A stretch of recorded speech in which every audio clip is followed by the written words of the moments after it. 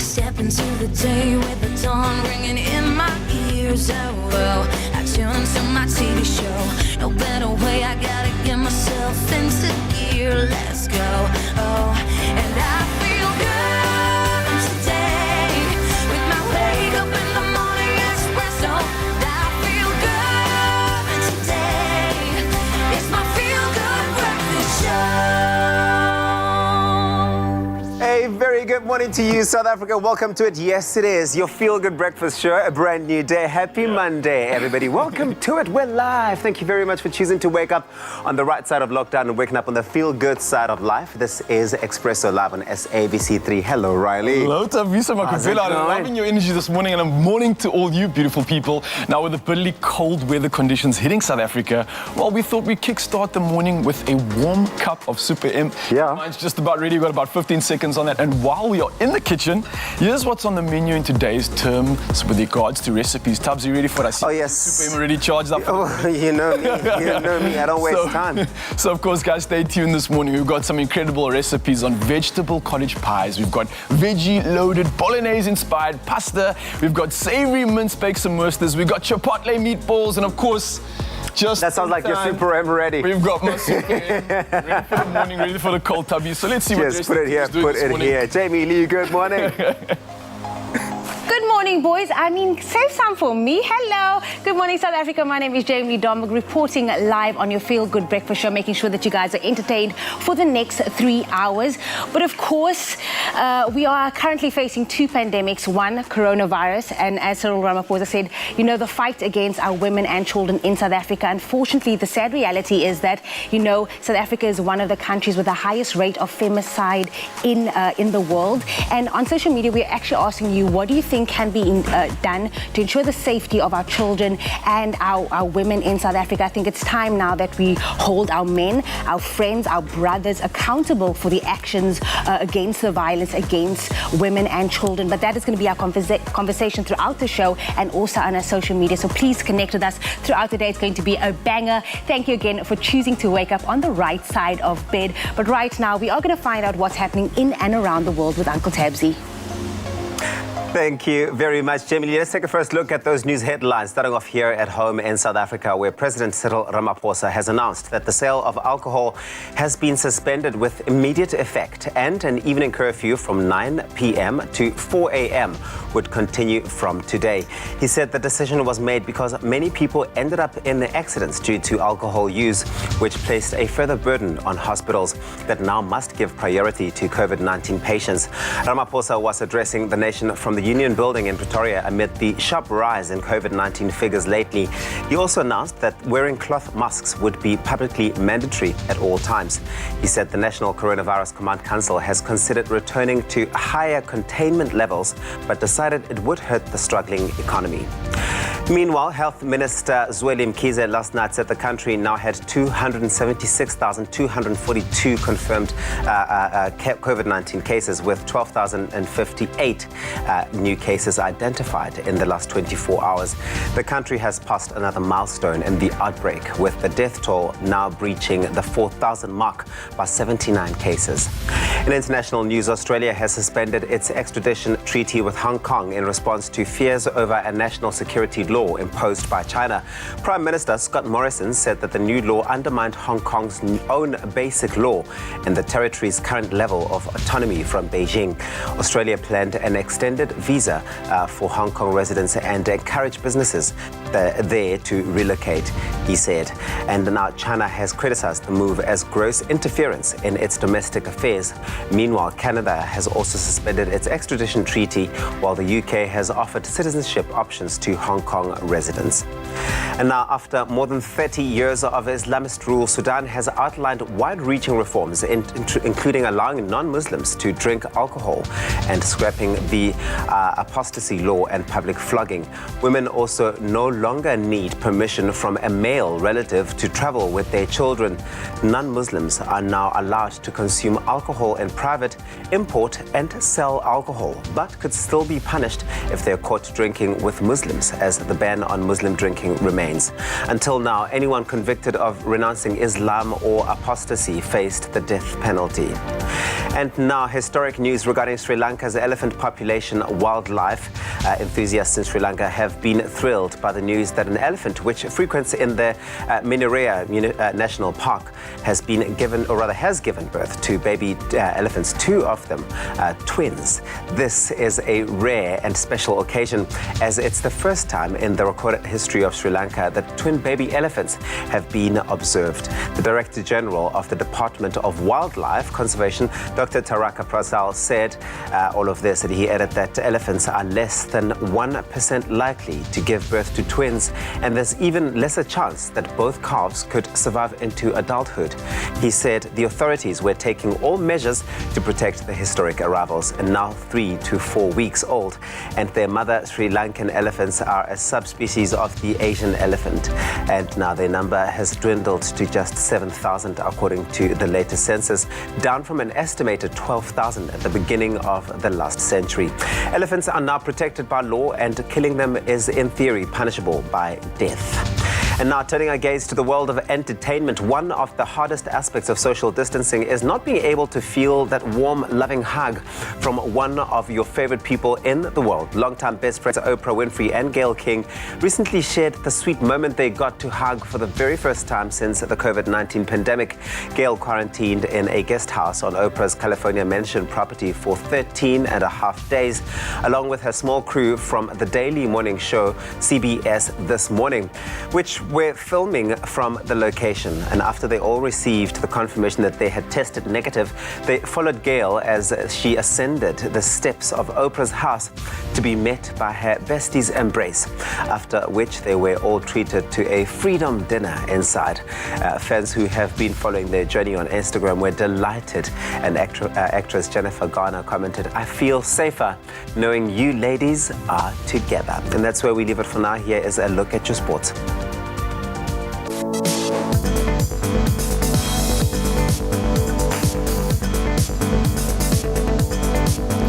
My name is Raul Demone, and let's catch up on the latest of sport this weekend. Starting off with the rugby, the Crusaders remain unbeaten in their last 36 games at home in Christchurch after beating the Blues 26-15 in a thrilling Super Rugby match on Saturday. And in the other Aotearoa match, the Hurricanes edged the Highlanders 17-11 in Wellington yesterday morning. Now the Crusaders now occupy the top spot on the log, with the Blues in second, the Hurricanes in third, and the Highlanders and Chiefs in fourth and fifth place. Now moving on to the Australian Super Rugby competition, the Reds topped the table despite recording an 18-all draw against the Rebels in Brookvale Oval on Friday. The match between the Reds and Rebels went into extra time, but it still ended all level. And in the other Australian Union match, the Waratahs beat the Western Force 23-14, with the Reds topping the table. The Brumbies are in second place, the Waratahs in third, and the Rebels and Western Force occupy fourth and fifth place respectively. Now moving over to soccer this weekend, soccer champions Liverpool were held to a 1-all draw against Burnley at Anfield on Saturday after Andrew Robertsons gave the home side an early lead, but Burnley's Jay Rodriguez equalised in the second half to register a draw. Now in other results, former champions Manchester City thrashed Brighton 5-0, and Tottenham Hotspurs beat Arsenal 2-1 last night. There will be one Premier League fixture this evening, Manchester United welcoming Southampton to Old Trafford at 9 p.m.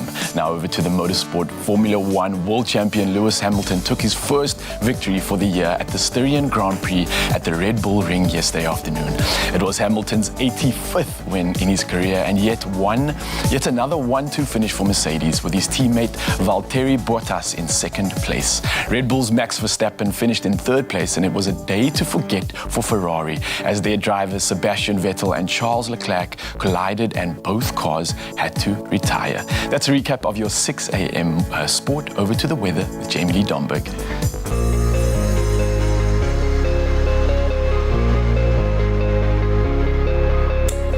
Good morning. morning to you all. Let us have our first look at the weather this morning. But first, here are some sunrise pictures. This one comes from Johannesburg, taken by our regular photographer, Untokozo Theo Makatini, of a stunning cloudy sky. Now, Josie, you start off your week at a low of 1 and will reach a high of 17 degrees. Another one coming through from Gary Outcomes takes us to the beachfront in East London with a stunning golden sunrise.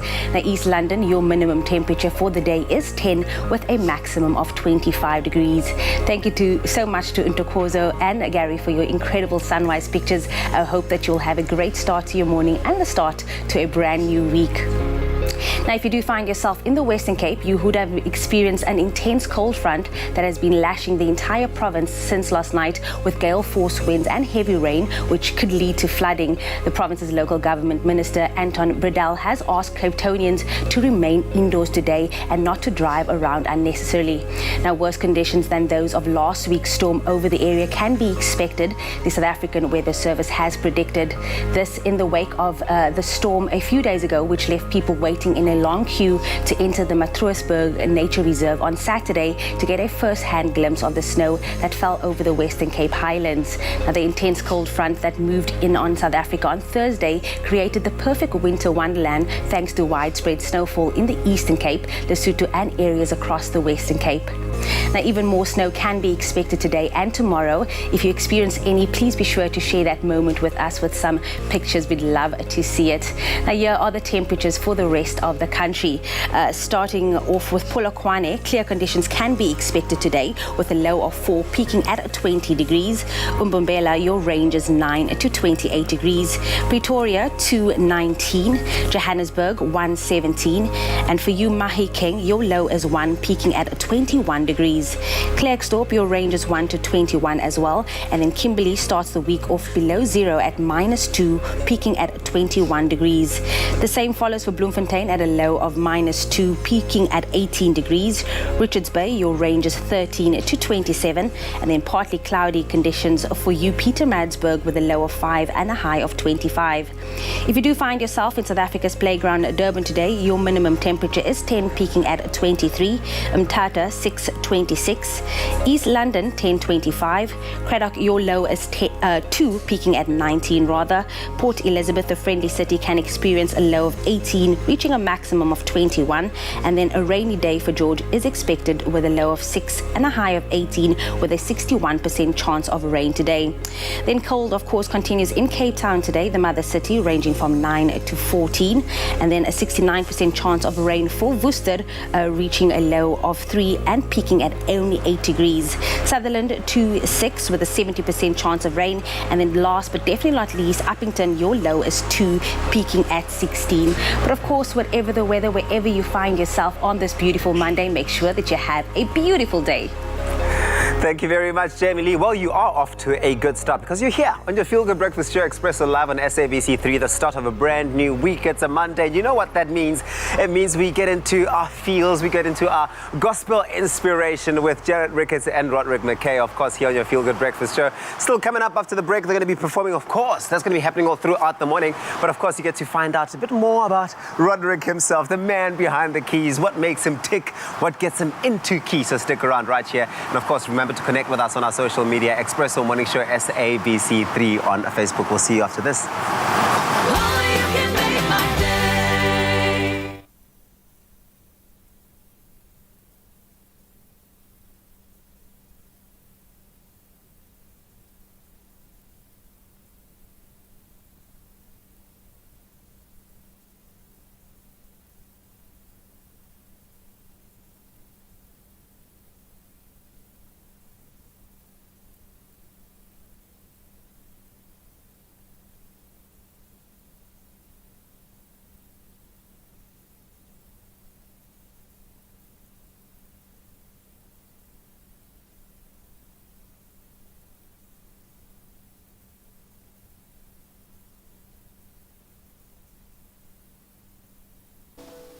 Open the eyes of my heart, Lord.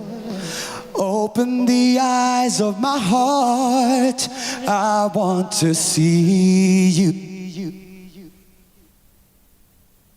It's my Feel Good Breakfast Show.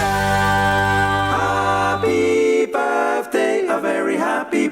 to you. Oh yeah, oh yeah, oh yeah. Welcome back everybody to your Feel Good Breakfast Show. Can you see that Monday? Yes, we are jamming to it. It's that time of the day where we wish you, our loyal and love viewers, a very happy birthday. And today, guys, you share your special day alongside the beautiful Nomzamo Umbata, who turns 30 years old today. The face for the gods, everybody. Now, over the years, Nomzamo has received numerous awards for her acting.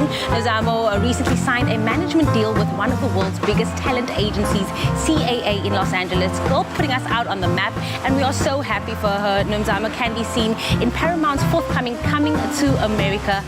She will star alongside Eddie Murphy, of course. But girl, keep putting us out there, keep representing. You are a star. Happy birthday to you, my love. Absolutely love how she's just paving the way for everybody out in South Africa. Now to you beautiful people at home, it's time to celebrate your birthdays. And we're starting off with Chego Fatso saying happy birthday to you, Chego Fatso Soul. I love you so much. Enjoy your day. Love from Connie Soul. Oh, is she just not looking lavish on this Monday morning? Yes. Indeed. And now the next one up. We've got Jody saying, I wish the love of my life, Jody Liebesedenoot, a very happy birthday. Thank you for always being there for me and loving me non-stop. I'll always appreciate and love you, baby, from Kevin Crow. Oh, what Can I just say, all the pictures this morning is just like ready.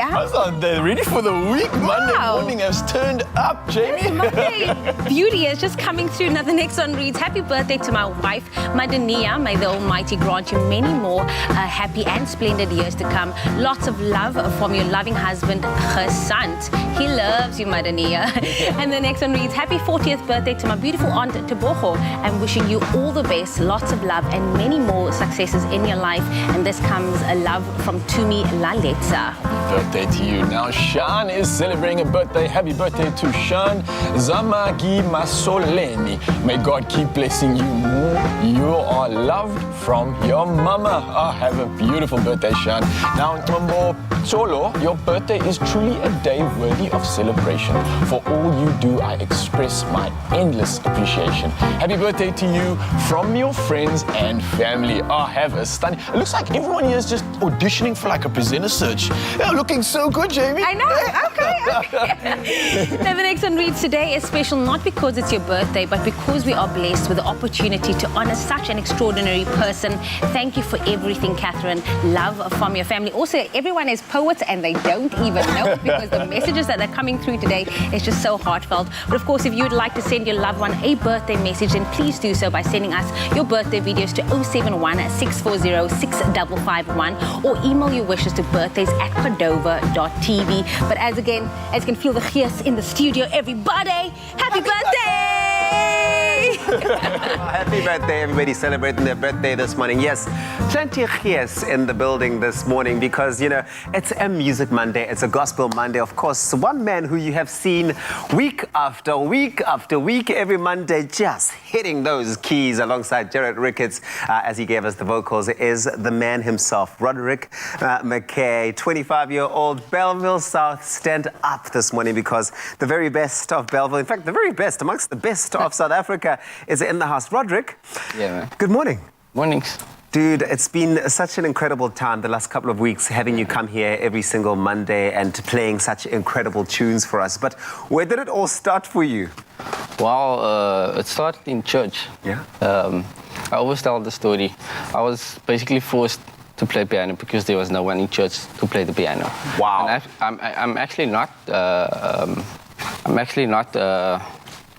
Spit, as I call it in Afrikaans, that they forced me to play piano because look where I am today. I mean, well, they forced you all 15 years ago, right? Because I believe you started playing at 10 years old. At the age of 10. And so did you fall in love with it then after you were forced? Or are you still being forced by Jared every Monday to play here? How is it working now? Sometimes. Sometimes. But I mean, I enjoy it. I enjoy it very much. And I'm not, like I said, Afrikaans, spit. That I didn't put down that opportunity to play piano.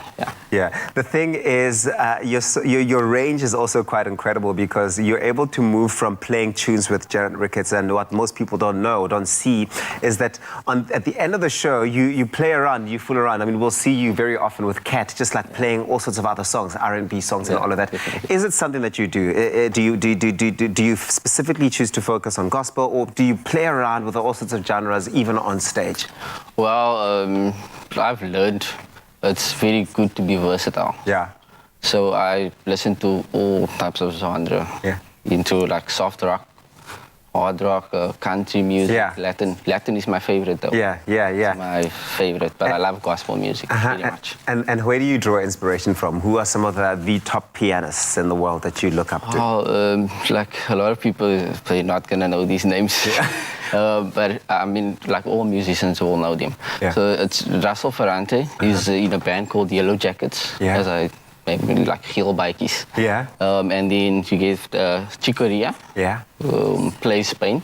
And then also Bob James and Michel Camilo. Oh, nice. That's a Cuban guy. Nice. And where do you see yourself taking it? Where can we expect to see Roderick in, let's say, the next 5 years? What stages are you looking to rock next? Well, hopefully playing jazz, Cape Town International Jazz Festival. And also, I've been working on some new material, so we'll definitely see some album coming out. Yeah, you get me so excited. You get me so excited. Well, listen, we did ask everybody out there to vote for some songs. And of course, that means that you've had to prepare for these songs. For you at home out there, we gave you some options. We're very excited, of course, for another uplifting hashtag Gospel Monday on the horizon. Well, it's here now. Which songs would you like to hear Jared Ricketts alongside Roderick McKay perform here on the show? The first option is His Eye is on The Sparrow, 63.2% at the moment. Open the Eyes of My Heart, 26.3%, with As I Kneel Before You at 10.5%. Ooh, keep those votes coming through. It's going to be quite a tough one. But of course, I mean, you've practiced all of them. You know how to play all of them. But before we let you go, please, for all of our family out there at home who are watching, give us a little something on the keys, Roderick. Yeah.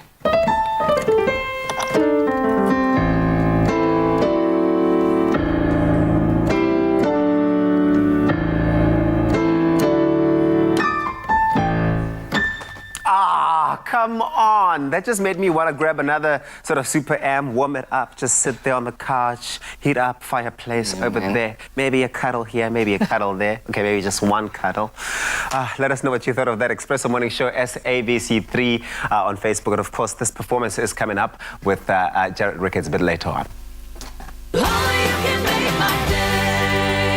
What's better than a sugar-coated, deliciously crispy golden brown donut and 100% Arabica beans brewed to perfection?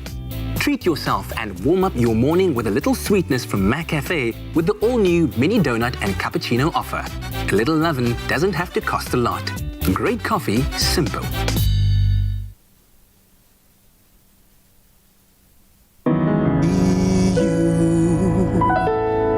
I want to see you. Open, can we make it a bit higher? Open the eyes.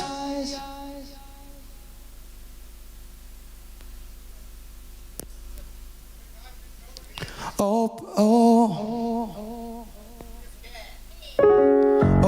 the eyes of my heart, Lord.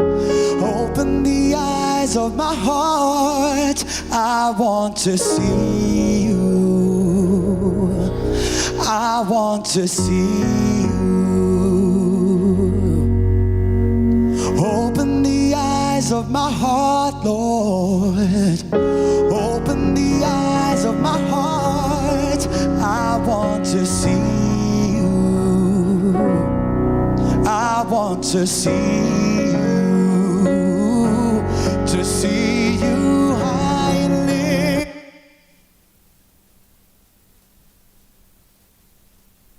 It's my feel-good breakfast show. Welcome back to your Feel Good Breakfast Show on this beautiful Monday morning. And of course, it's a happy Madiba Monday. And in the spirit of the life and legacy of Nelson Mandela, this July, we thought we'd start off this week by incorporating the ever-popular Madiba Jive into our fitness routine. And now this quick and easy 10-minute Monday workout gives you the best of both worlds, as it includes a little bit of cardio and some strength exercises to provide a full body workout. So join us for this fun-filled exercise. Don't forget your Monday workout sets to pace for the rest of the week. And yeah, let's make this a great one. Jamie Lee Domberg, how are we doing? I'm excited. Monday mornings are my thing. I like when we start off the week with a bang, start off with a nice high cardio workout. Yeah, So, we're setting the bar here, especially in light of the legend that ushered us into a new time. And of course, I see you always got your bright power gear on to do the session. So what we're doing, of course, this morning, guys, it's a Madiba-inspired workout. And of course, if you have seen in previous videos, they've trended all the time. And one of the most famous dancers of Madiba himself was the jive. And everybody has their crazy old weird version of the jive. So my jive is nice and easy. I just move my shoulders to the side. I got a little bit of a leg sway, but I try to accentuate it a bit. And anyone, you can keep it nice and tight if you want to. You can keep it nice and big, nice and wide. But what we're going to be doing is building strength inspired by this move, all right? So how this workout goes, it's a 10-minute workout in total. 30 seconds of working, 30 seconds of a break, and then you're going to cardio, all right? So the cardio is the element that we're going to keep cycling after every single exercise, okay? So how it works is we're going to grab anything that's heavy in your hand, and these are going to now take the place of weights. You guys don't have to have weights, but it always helps to have something heavy in your hand. Jamie Lee Domberg's got a can of beans that's about half a kilo each. I've got about 1.5 kgs, and we're going to start off with our cardio session. It's 30 seconds of the Madiba jive. I want you guys to accentuate it. I want you to put some flow into it, get some music going, and have some fun with it. So the first 30 seconds, it's the Madiba jive. You're keeping your weights in front of you. You want to be nice and strong. Of course, you want to be curling, getting those biceps involved. And this is literally going to be your warm-up for this session. So it's 30 seconds, getting you nice and warm. And then once you're done with those 30 seconds, we're going straight into our first exercise. And what it's going to be, it's a nice static shoulder exercise, just to start things off nice and slow, all right? So you're going to have your weights in front of you. And now in association with those lovely arm sways that Madiba has, we're going to keep a nice stiff arm, bringing that shoulder and that arm straight across our body. You're going to feel the pec and the front of the shoulder working, and then bring it straight back down. You're going to repeat that on the other side. Slow control is important for this one. It's going to give you those perfect Madiba arms. I was just going to say now, like, I need perfect Madiba arms after this workout. How are you feeling, Jamie? Where are you actually feeling this move? Because it's quite important to focus on this movement to get it right.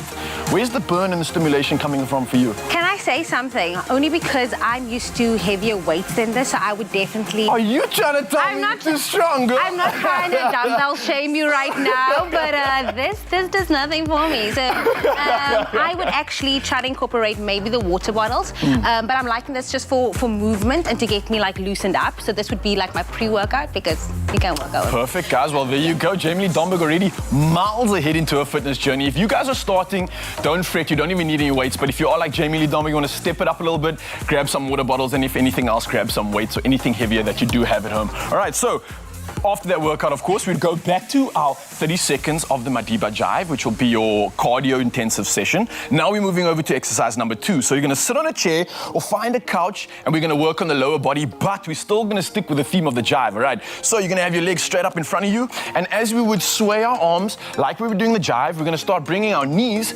towards our shoulders, all right? So this is going to work the core. So we go left, right, there you go. Okay. Yeah, so this is the that's how Madiba I'm feeling. jive. For anybody that's having issues standing with some lower back pain as well, this is the perfect workout. What you want to focus on here, especially, keeping your navel sucked in towards your spine. That's going to make sure you're activating your core, you're using your hip flexors as well. And of course, the reason why our shoulders are up is just getting that extra stimulation on those delts. So again, if you want to, you can add some weights into this one. As you can see, Jamie Lee Domberg doing the easier version. But if you had weights, the exact same principle. And I'm really going to work my anterior delts so nicely on this exercise too. And this, once again, is going to give me that nice bulbous shape while working the core at the same time. Oh, I felt that. I felt that. You That got I that? felt in my core, that I felt in like just everything. So yeah. I think it's a perfect You're trying to exercise shade as me. well. For everyone at home, you guys will love this because it's an easy way to stimulate the core without going through all those crazy functional movements. So simple, in the convenience of your couch, and you're halfway through to that Madiba jive. Last exercise before we are about to slay this movement, we're going to do the Madiba squat, all right? So it's very similar. I think you guys are getting the... Ralph, did you make it up? No, everyone knows the Madiba squat, Jamie. Come on. Okay. So if you guys don't know what it is, obviously we're following the theme. We're going to go down for a squat. You're going to have your weights in your hand once again, Jamie. When you're coming up from the squat, you're going to do an accentuated Madiba jive. So jive all the way out to the front, and then come back for your squat, and then jiving over to the other side, all right? So you guys at home, keep pulling this movement up. Make sure you're hinging at the hip once again. Keep those weights in front of you and get it nice and heavy if you want to get that extra stimulation, of course. And this one you'll be doing again for 30 seconds. So every time you're doing this workout, guys, 30 seconds of the Madiba Jive cardio and then 30 seconds of the Madiba Jive exercise. And we've got 3 exercises. Repeat that 3 times and you've got yourself one epic 9 to 10 minute perfect full body workout. I hope you love this one. Jamie, how are you feeling over there? I'm sweating, I'm starting, it's working. Are you Madiba up? I'm Madiba up, hey! All right, so what you guys will do straight after this, you're going into your 30 seconds. You want to finish off nice and strong with that cardio Madiba Jive once again. This is going to get that fat shredded. This is going to get you moving, get you flowing, of course. And this is going to finish off this incredible workout. Jamie, I'm feeling like winter's gone out here this morning. I don't know about you. How are you feeling? Your Monday is off to a great start with us, everybody. All right, guys, so let us know. Tag us in any videos as well on social media today of you doing the Madiba Jive or any crazy exercises that you could think up. In light of Madiba himself, guys, have a beautiful Monday. We'll see you all soon. Peace out. Oh, okay, well, now that you have broken a bit of a sweat over there with that Madiba Jive, it's time for us to bring it to the kitchen and be inspired by Nicole Snelling as she takes us through yet another inspiring Be Well recipe. Of course, after a great workout, it's always a good idea to replenish yourself with a hearty meal. Everybody needs that. Introducing the Be Well vegetable cottage pie. Now, aside from being a perfect meat-free Monday option and crammed with the goodness of canola oil, this dish is also, trust me, a great way to use up leftover vegetables. You'll soon see how. And Nicole Snelling, my smart girl, is showing us how to bring this to life. Good morning, Nikki. How are you? Good. How you doing? Good. Good. Are you hungry? I'm starving. I am actually starving. And I saw the end product and I was just like, can I not just brew already without going through this step by step? But you already are getting into it. Oil in there? I'm getting into it. So I've added some leeks here. And like you mentioned, it's a dish that you can really use all your veggies in your fridge. It really is. Yeah. So I'm adding a little bit of more Be Well oil here, Nice. canola oil, just to coat your vegetables nicely. You want them to have that fat coating that they can brown beautifully. So we're going to add a little bit of onion. Here we've got our celery. These are like usually your stock base ingredients, you know, so you can't go wrong with these. A little bit of carrots. You can add some baby marrows to this if you want as well. You're gonna let this like basically cook for, I'd say 5 minutes, just so they're nice and softened. Yeah. I'll turn up my heat over here. Then we've got some portabellini mushrooms. Portabellini mushrooms. So okay, I want to show people. So you see that like dirt that's on there. Yeah. So what people do is they wash them. Don't ever wash your mushrooms. You just take a cloth and you wipe them. Oh. And you'll see they come nice and clean. So why must you never wash them, Nicole? Because they're very porous. So mushrooms will soak up the water and you'll land up with very soggy mushrooms and you lose that beautiful texture. So it'll be very watery. You don't want that. And that's why actually, Nicole, you're right. That's why you end up with people saying, I don't like mushrooms. They're very watery or very soggy or whatever. It's actually because you've washed them. But if you actually tried them the way that Nicole's showing us, you might actually find that they actually are really, really good. Yeah, they retain delicious. their texture. Nice. Yeah, I like that. We've just popped the mushrooms in here. We've got a little bit of garlic going in. Stunning. And then we've got some, like, we call it like Vegemite, Marmite. Yeah. It's a very reduced, I would say like a stock. Okay. So you'll see it's a very thick, like paste-like. These are great to add into your in your dishes, especially if you're making vegetarian. Where did you get that? Did you make it? What is it? No, I bought it. It's like a ready-made Okay, so it's already there, so you can buy it from the shops. Yeah. Okay, cool. I see. Yeah, so you can buy that from the store. So it's just a condensed stock. If you don't have it, just up your stock value and just reduce it a little bit more. Fantastic. So which is what we've got going in here. We've got some vegetable stock. Right. A little bit of tin tomato. And then you let this cook down for 15 minutes to half an hour, depending on what texture you like. If you don't want to just cook it down in the pot, you can always just pop it into the oven as well and let it cook in there. Yeah.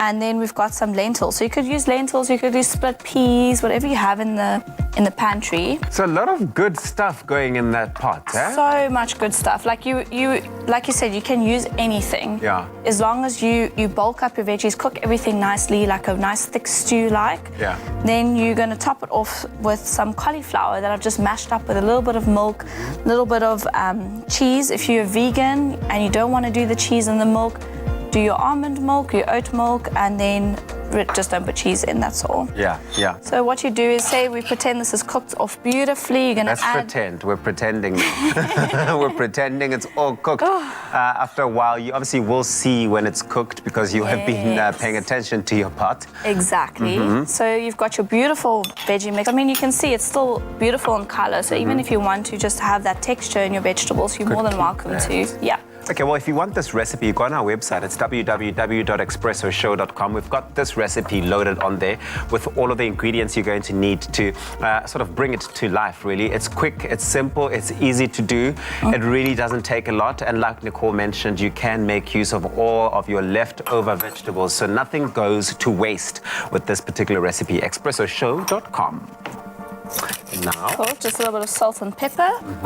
And you're going to pop this in the oven till it's nice and golden brown. And that's it. So you can serve it up. You can do mashed look at that. potato on there as well if you want. Look at that. Just Thank look you. at that. Nicole, take a look at this.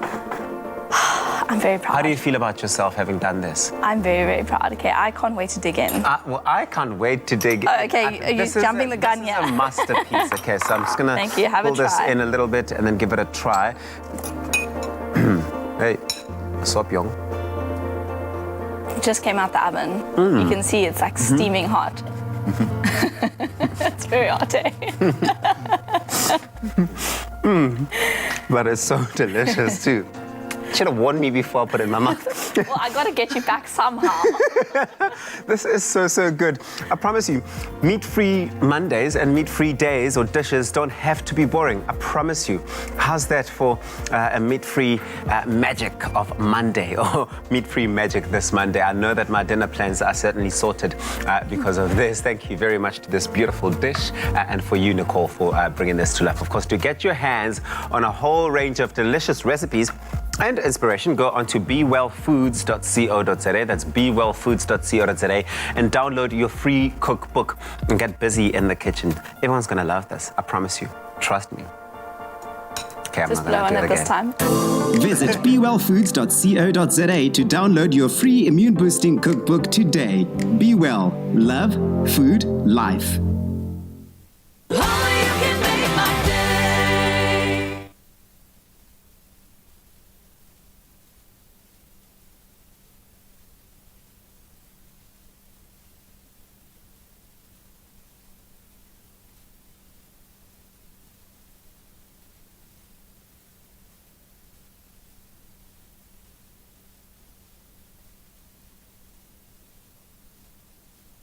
Open the eyes of my heart.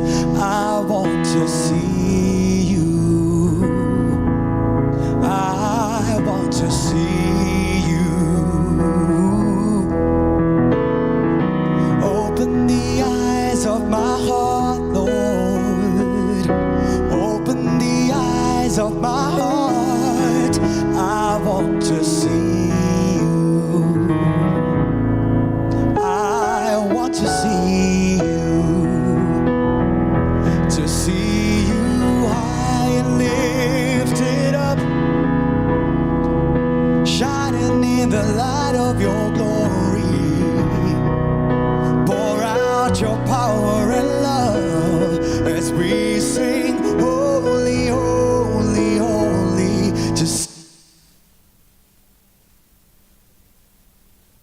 It's my feel-good breakfast show.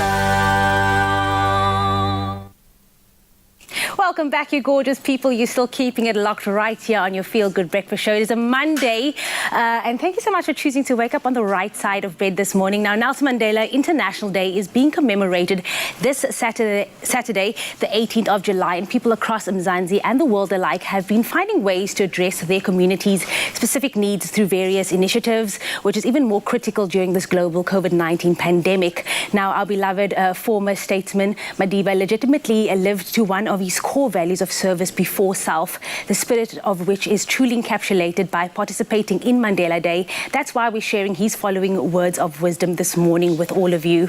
This is what Madiba had to say. He says, a fundamental concern for others in our individual and community lives would go a long way in making the world a better place. We so passionately dreamt of.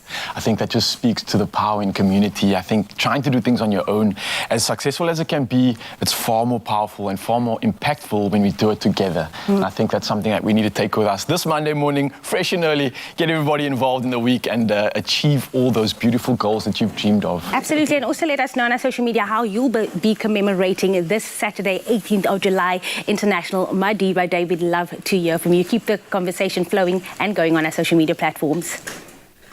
Well, commemoration over here, commemoration over there, commemoration everywhere, because it is a Mandela month. And the Mandela Day Food Can Mosaic is an annual event where learners, teachers, shoppers and staff, they come together to build a mosaic commemorating Madiba's life and legacy out of food cans. It's such a fantastic thing, the most magnificent thing to look at as well. And we're joined by Executive Director and founder of Leap Math and Science Schools. John Gilmore is going to be on the line just now with us, who is one of the event organizers alongside Ambassador Jared Ricketts, who is right here next to me. Jared, this is fantastic. What an initiative. How did you get involved with this, first of all? Well, I've been involved with Leap Science and Math Schools for the last few years. You know, I'm a part of the initiatives, the outreach programs, and just getting to meet the students at the school and doing some motivational talks and that kind of thing. And every year we do the Mandela Day initiative where we collect cans, and as you said, we do the mosaic. And this year we decided, obviously, to do it differently considering the times we are in. Yes. And it's very exciting because we get to reinvent this event, and we can sort of market this to a broader audience and get everybody involved. Get everyone involved. And listen, it is quite the thing to get involved with. It really is such a fantastic thing with a great idea and an intention behind it. But of course, John Gilmore is one of the founders of it, the executive director. Good morning, John. Good morning. How good to speak to you this morning. A really good opportunity. Thank you. It's really fantastic to have you. But John, you know, you've got this, the 2019 mosaic, which contained over 30,000 cans, which were distributed to needy families in underprivileged communities. What's the target for 2020 after that 30,000 mark? Well, you know, we're honoring Nelson Mandela, who sacrificed so much to ensure that we have political freedom.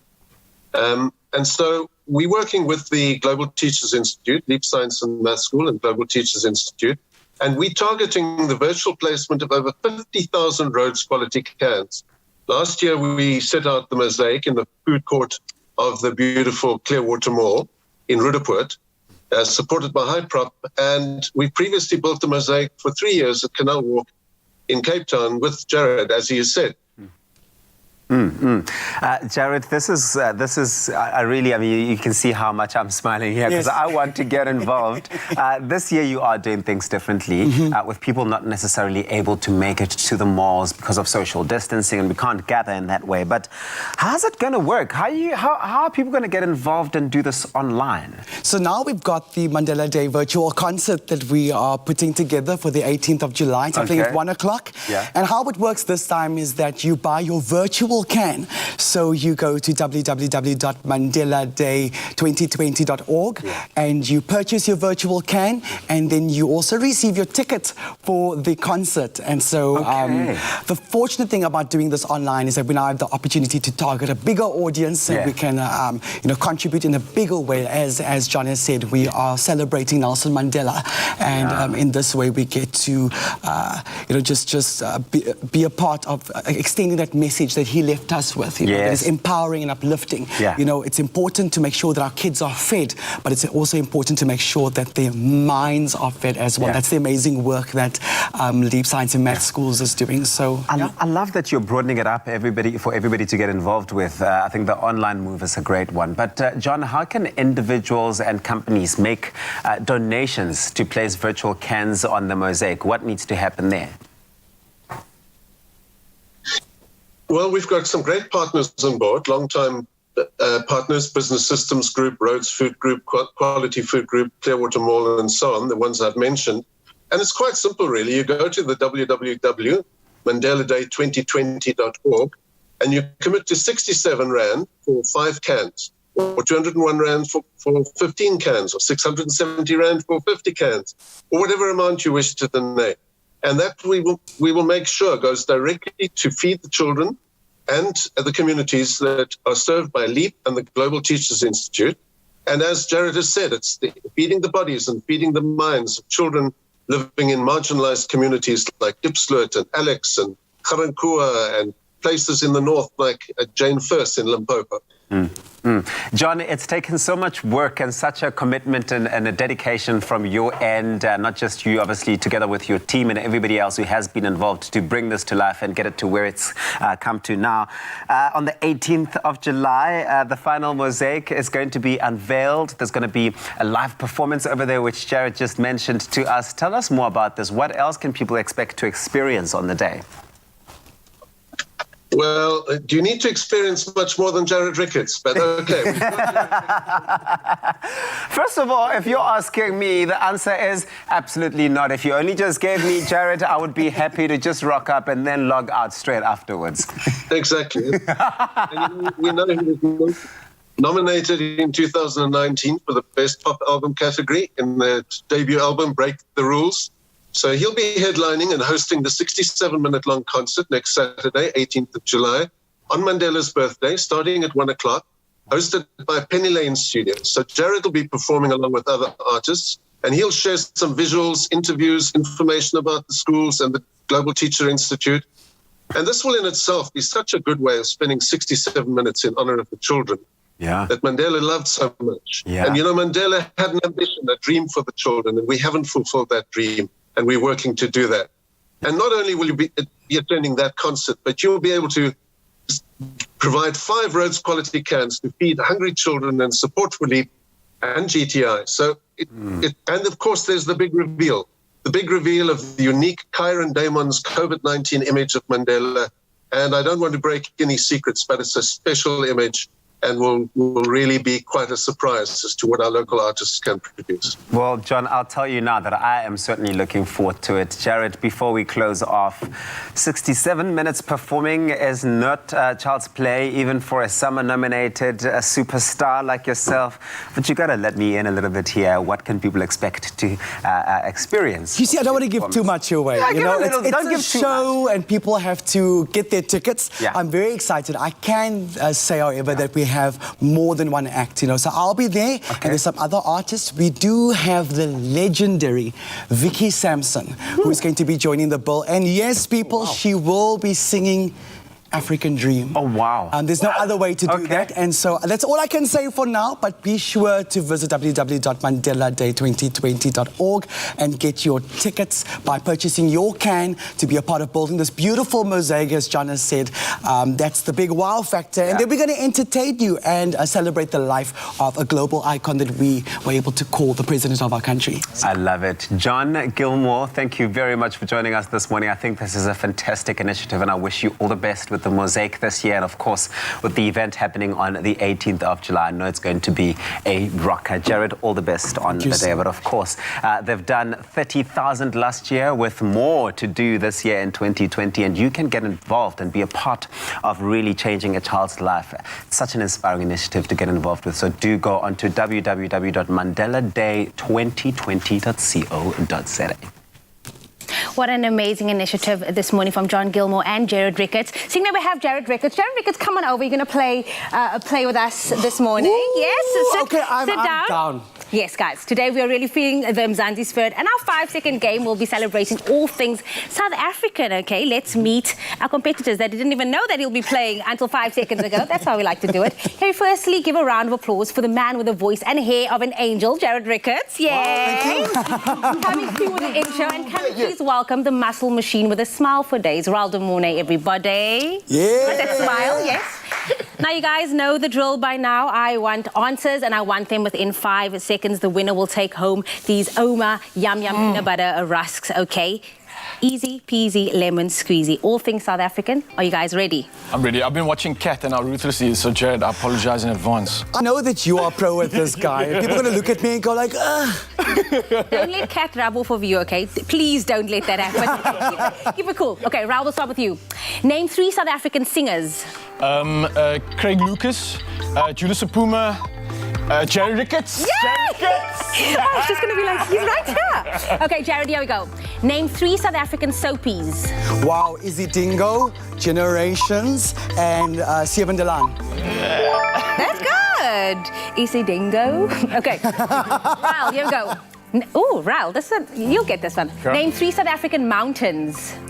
Table Mountain, Cedarburg, Lion's Head. Yes.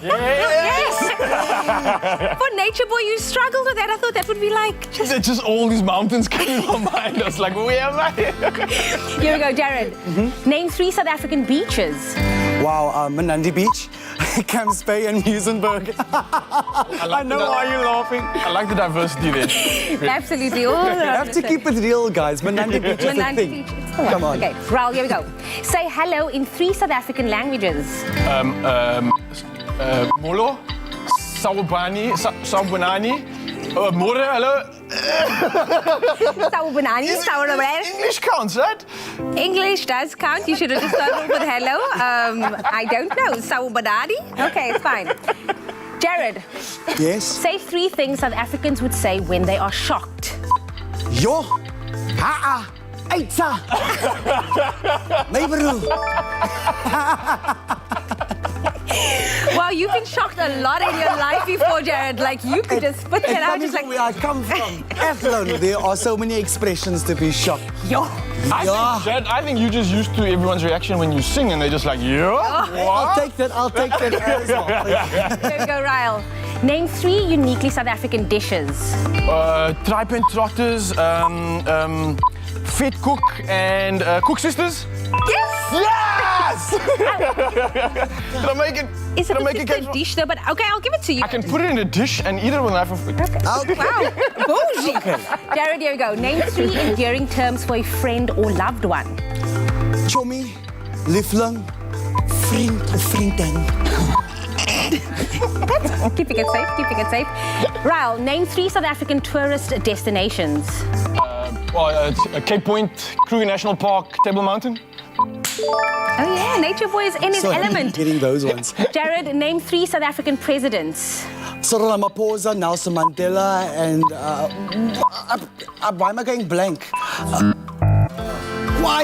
It's bad. Zuma, Jacob Zuma. Hey, pass your 5 seconds, my friend. That doesn't go in, but. You know, this is a hard game. But this is, you know the answers. Okay, for the next one, I need both of you to stand up on your feet. Get up, come on. It's a Monday morning. We need. Okay. Here we go, Raul. We're gonna start with you. Show us 3 ways South Africans celebrate when we score a goal. Latuma! Yes! Oh yeah! Okay, wow. Okay, Jared, you're gonna show us 3 South African types of dances. Yo! Okay, we have the lang arm. We have whatever you call that. We also have this one. Hey! Also, you guys know that was only 5 seconds. I don't know, you were taking your sweet time, a whole choreography piece. But give yourself a round of applause. Both of you did amazing. Both of you are amazing. Okay, it is in. I need to find out.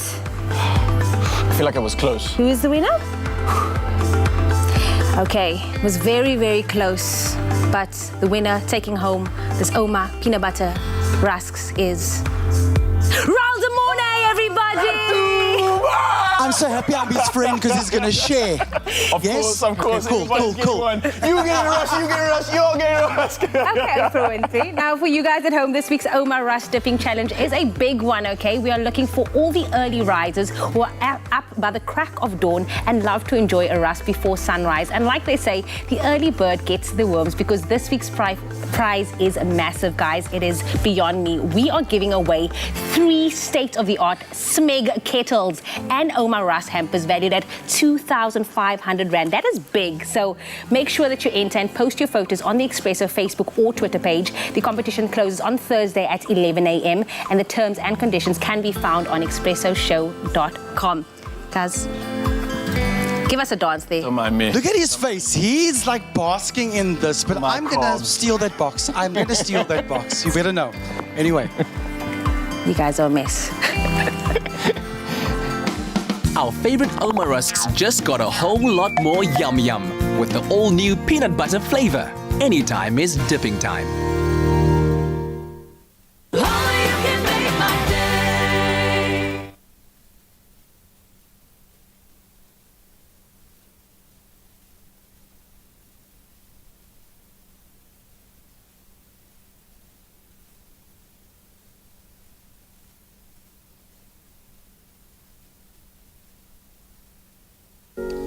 Open the eyes of my heart, Lord. Open the eyes of my heart. I want to see you. I want to see you. Open the eyes of my heart, Lord. Open the eyes of my heart. I want to see you. I want to see you. To see you high and lifted up, shining in the light of your glory. Pour out your power and love as we sing, holy, holy, holy. I want to see you. Open the eyes of my heart, Lord. Open the eyes of my heart. I want to see you. I want to see you. Oh, oh, open the eyes of my heart, Lord.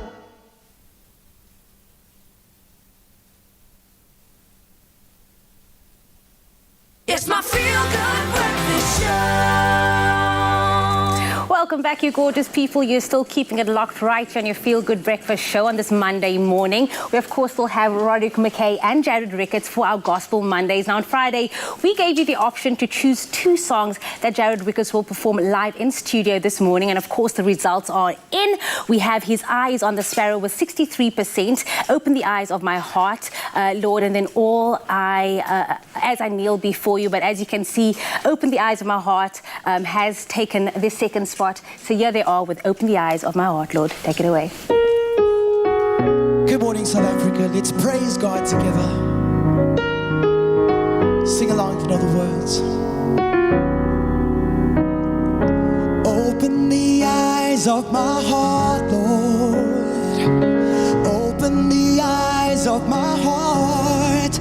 I want to see you. I want to see you.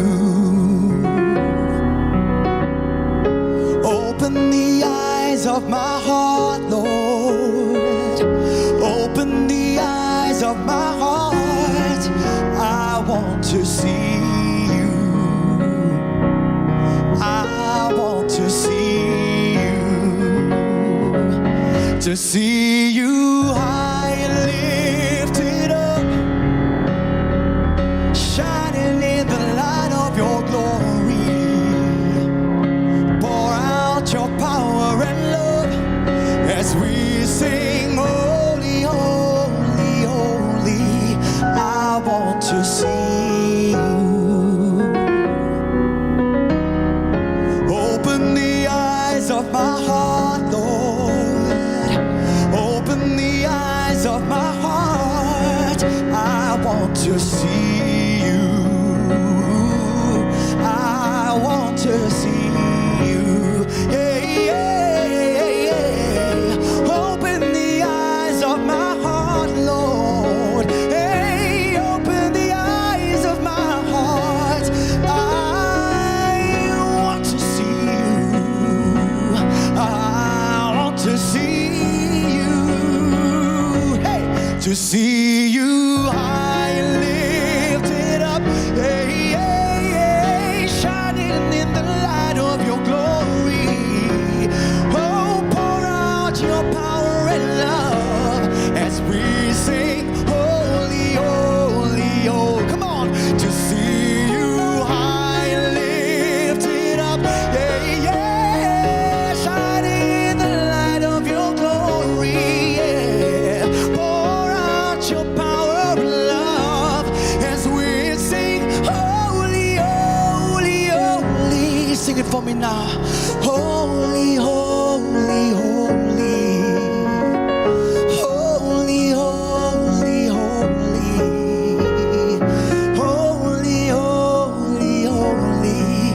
I want to see you. I want to hear all of you at home sing it for me right now.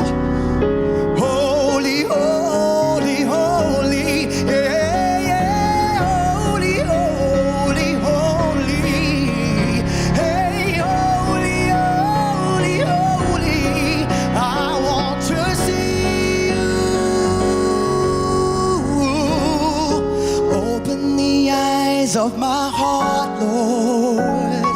Open the eyes of my heart. I want to see you, Lord. We need to see you.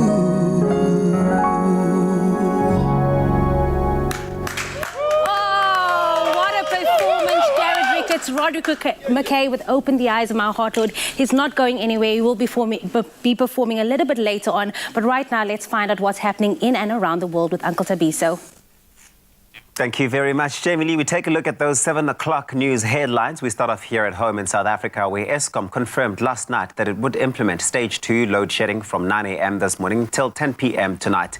The power utility said it was necessary to do this in order to replenish the emergency generation reserves to better prepare for the rest of the week. During the rest of the week, it will continue to experience supply constraints due to the icy weather conditions when demand for electricity rises significantly. President Cyril Ramaphosa has announced that the sale of alcohol has been suspended with immediate effect, and an evening curfew from 9 p.m. to 4 a.m. would continue from today. He said the decision was made because many people ended up in accidents due to alcohol use, which placed a further burden on hospitals that now must give priority to COVID-19 patients.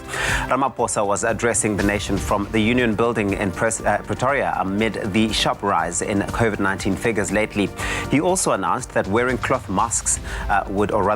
face masks would be publicly mandatory at all times.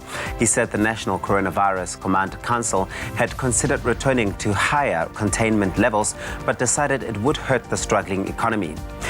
In international news, the mysterious death of some 400 elephants in Botswana during the past few months can be caused by a novel disease. Another 6 carcasses have been found in the past few days. Officials in the country say that samples of the elephant carcasses tested so far have ruled out any known disease, and had caused mass deaths in herds in the past. Test results from samples were sent to Zimbabwe that have been received, or rather have already been received, but they are now waiting for more results from South Africa this week before sharing findings with the public. Australia has suspended its extradition treaty with Hong Kong in response to fears over a national security law imposed by China. Prime Minister Scott Morrison said the new law undermined Hong Kong's own basic law and the territory's current level of autonomy from Beijing. Australia planned to extend visas for Hong Kong residents and encourage businesses there to relocate, he said. China has criticized the move as gross interference in its domestic affairs. Meanwhile, Canada has also suspended its extradition treaty, while the UK has offered citizenship options to Hong Kong residents. And now an item on people's increased compassion for their fellow men. And this since South Africa also fell victim to the COVID-19 pandemic. Many people from all walks of life have to a large extent opened their hearts and purses, showing greater compassion for their fellow men in lesser fortunate circumstances than themselves. Masks and personal protection equipment have become of major importance and necessary to own. A non-profit organization headed by a group of public health practitioners is presently gearing up for a campaign aimed at normalizing the use of fabric masks by South Africans so as to reduce COVID-19, especially in impoverished and high-density areas. The African Potential Foundation will distribute masks to communities that are mostly at high risk of contracting and transmitting the virus. The campaign, termed Heroes Wear Masks, plans to raise 1.2 billion rand for the manufacturing of 18.5 million masks. And of course, these are packs that will be distributed to impoverished communities. And another organization, Shout for Masks, continued to gain momentum with ongoing donations from the public and corporate South Africa. This time, 56,000 surgical masks were delivered to hospitals in the Western Cape.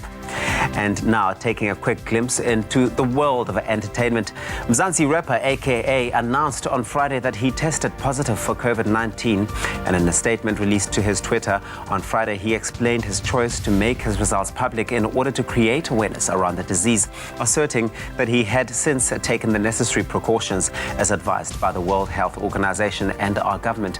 He intends to share his recovery process and be as transparent as possible about his COVID-19 journey. With social media being what it is, many have expressed their doubts about his diagnosis, believing that he is being used by government to promote their interventions. And more on this full story in our entertainment report a bit later on. Here is a look at your sports.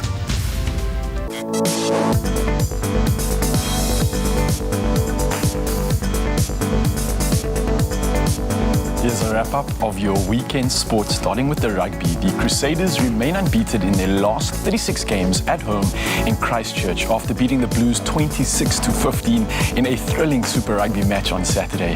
And in the other Aotearoa match, the Hurricanes edged the Highlanders 17-11 in Wellington yesterday morning. Now the Crusaders are now occupying the top spot on the log, with the Blues in second, the Hurricanes in third, and the Highlanders and Chiefs in fourth and fifth place respectively. Now moving on to the Australian Super Rugby competition, the Reds topped the table despite recording an 18-all draw against the Rebels in Brookvale Oval on Friday. The match between the Reds and Rebels went into extra time, but it still ended all level. And in the other Australian Union match, the Waratahs beat the Western Force 23-14. With the Reds topping the table, the Brumbies are in second place, the Waratahs in third, and the Rebels and Western Force occupy fourth and fifth place respectively. Now moving over to the soccer, the champions Liverpool were held to a 1-all draw against Burnley at Anfield on Saturday after Andrew Robertson gave the home side an early lead, but Burnley's Jay Rodriguez equalised in the second half to register a draw. Now in other results, former champions Manchester City thrashed Brighton 5-0 and Tottenham Hotspur beat Arsenal 2-1 last night. And there will be one Premier League fixture this evening, Manchester United welcoming Southampton to Old Trafford at 9 p.m. Now for your latest in motorsport, the Formula One world champion Lewis Hamilton took his first victory for the year at the Styrian Grand Prix at the Red Bull Ring yesterday afternoon. It was Hamilton's 85th win in his career and yet another 1-2 finish for Mercedes, with his teammate Valtteri Bottas in second place. Now Red Bull's Max Verstappen finished in third place, and it was a day to forget for Ferrari as their drivers Sebastian Vettel and Charles Leclerc collided and both cars had to retire. That's a wrap-up of your 7 o'clock news. Let's find out what's happening in the news with Jamie Lee Domberg.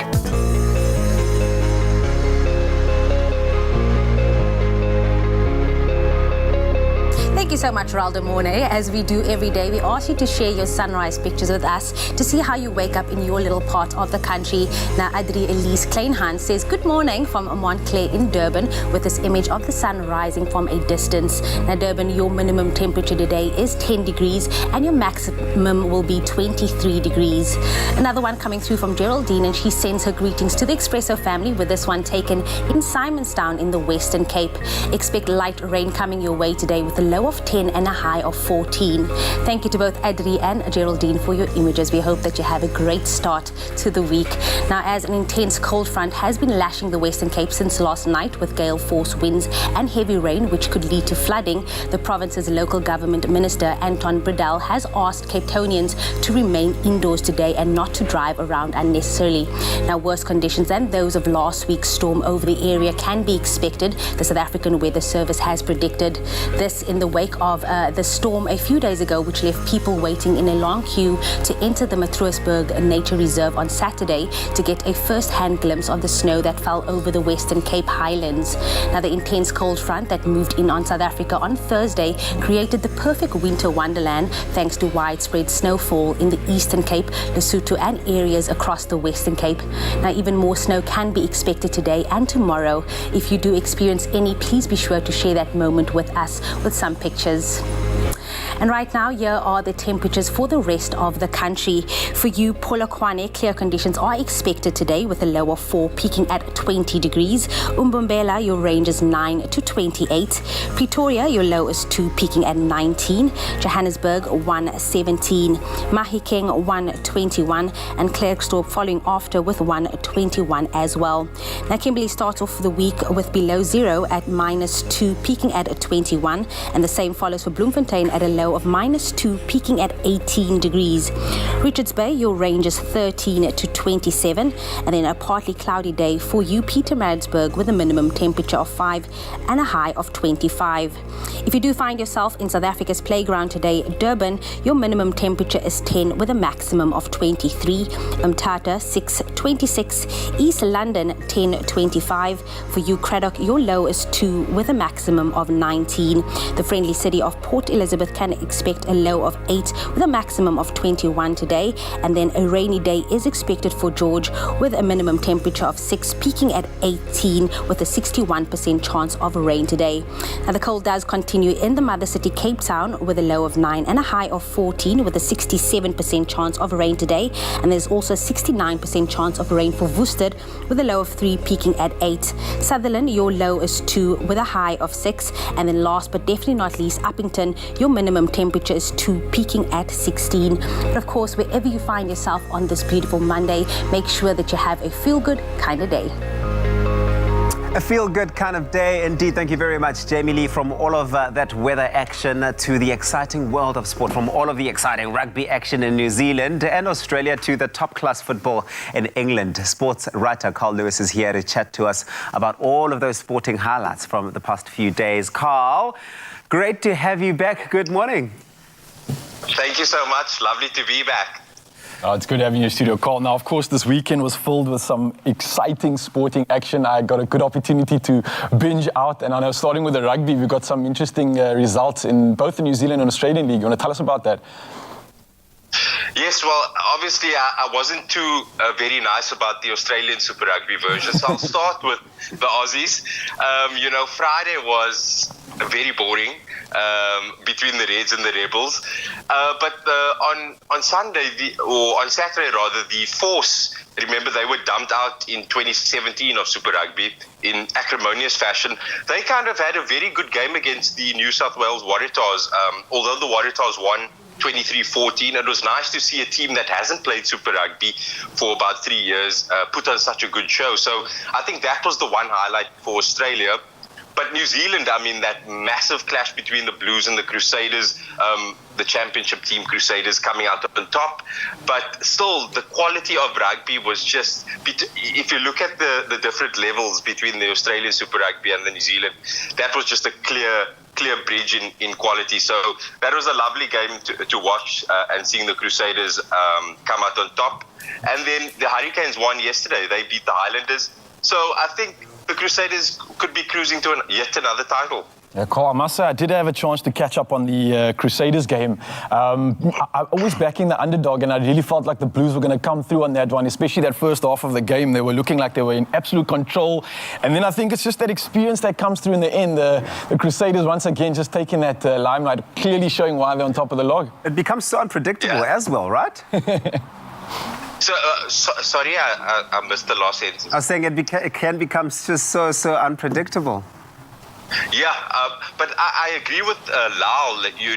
I was also backing the Blues, the underdogs, and I was so impressed with their first half. But like I said, the Crusaders, they're a championship team, 10 Super Rugby titles. They know when to turn it on at the right time. That second half, they just came with a blitz. But I mean, look, the Blues have been struggling for years now, and they're having a fantastic 2020. So they shouldn't be ashamed of their performance on Saturday. Yeah, awesome stuff indeed. Now, obviously, I would imagine that wraps up the rugby. We're moving over to some of the Premier League action. This is where I get very excited, Carl. Of course, you know me, an Anfield supporter at heart here, so I've got lots to talk about when it comes to this. Where do you want to start us off with? Well, I mean, let's start at Anfield because, 1-1 draw against Burnley. They messed up. Burnley and Sean Dyche messed up the 100% record at Anfield, and I think you Liverpool fans are quite justified in feeling a bit aggrieved by the referees. I think I was about to tell Tubbs. Carl, sorry, I was about to tell Tubbs if he had to watch me watching the game, we missed so many opportunities as Liverpool, and I was just like, yeah. Did it have you just on the edge of your seat and each time just back and then on the edge again? Oh, it was so frustrating. The entire game, crossbars, missed opportunities, Tubbs, I was a mess, man. Well, you know me, I'm just here. I don't know anything about any of the stuff that you guys are going on about. I'm just here, just chilling with the sporting mates, chatting. That's why I won't be commenting or saying anything. I'll just smile and nod. I know nothing. Well, Carl is definitely here, obviously, to provide us with those highlights. And I know, well, we'll get through those highlights. And I know we've got an important game coming up. But before we get to that, let's just review on the last of those games in the Premier League. I wish, of course, that Kat was here to talk about that Spurs game, especially. He's been rubbing it in my face quite a bit. But I know him being an Arsenal supporter, this was my revenge. But he's unfortunately not here. Can we discuss that match? Yeah, well, I was very surprised that Spurs kind of came through with a win. They've been flat for so long under Jose Mourinho. And once again, I think the quality of the North London derby wasn't great yesterday. But yeah, Mourinho kind of eked out the win from nowhere. Toby Alderweireld scoring a goal. But not a game worth talking about a lot. I don't think it was that special.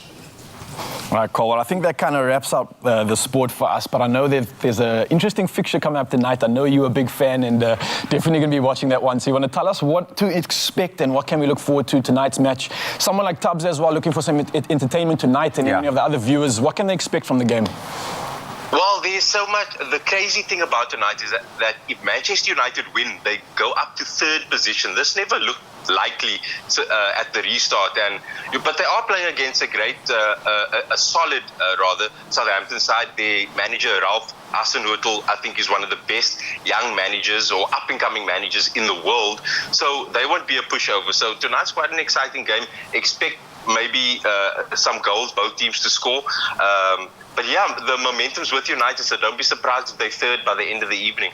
It's so weird for me to say this, Tubbs. As a Liverpool supporter, I must say United have been playing well. I will put that out there. I'll give them their credit. But yeah, I'm definitely going to be supporting Southampton nonetheless. You know, the mischievous one inside me. But Tubbs, if you had to choose between United and Southampton, who would you go for? I would definitely choose United. All right. So we've got a feud. Carl, thank you so much for joining us in the studio. It's been an absolute pleasure catching up on all the sport, Tubbs. Yeah. You enjoy that? You ready for tonight's game? I loved it very much. Carl, I'm just going to WhatsApp you just now. Just send me a few WhatsApp voice notes if you can. Just understanding sports for dummies. Will you do that? Sorted, no problem. Fantastic. You're the man. That's Carl Lewis. Of course, he is our sports commentator joining us here on your Feel Good Breakfast Show. Hopefully that roundup of all the sporting action and all of that activity from the past weekend has set you sort of at ease with how it all went down. But of course, you've got your appetite buzzing for tonight's matches. Wherever you may be, all Expresso prizes are delivered to you by Globe Flight, delivering smiles since 1998, 24/7, 365.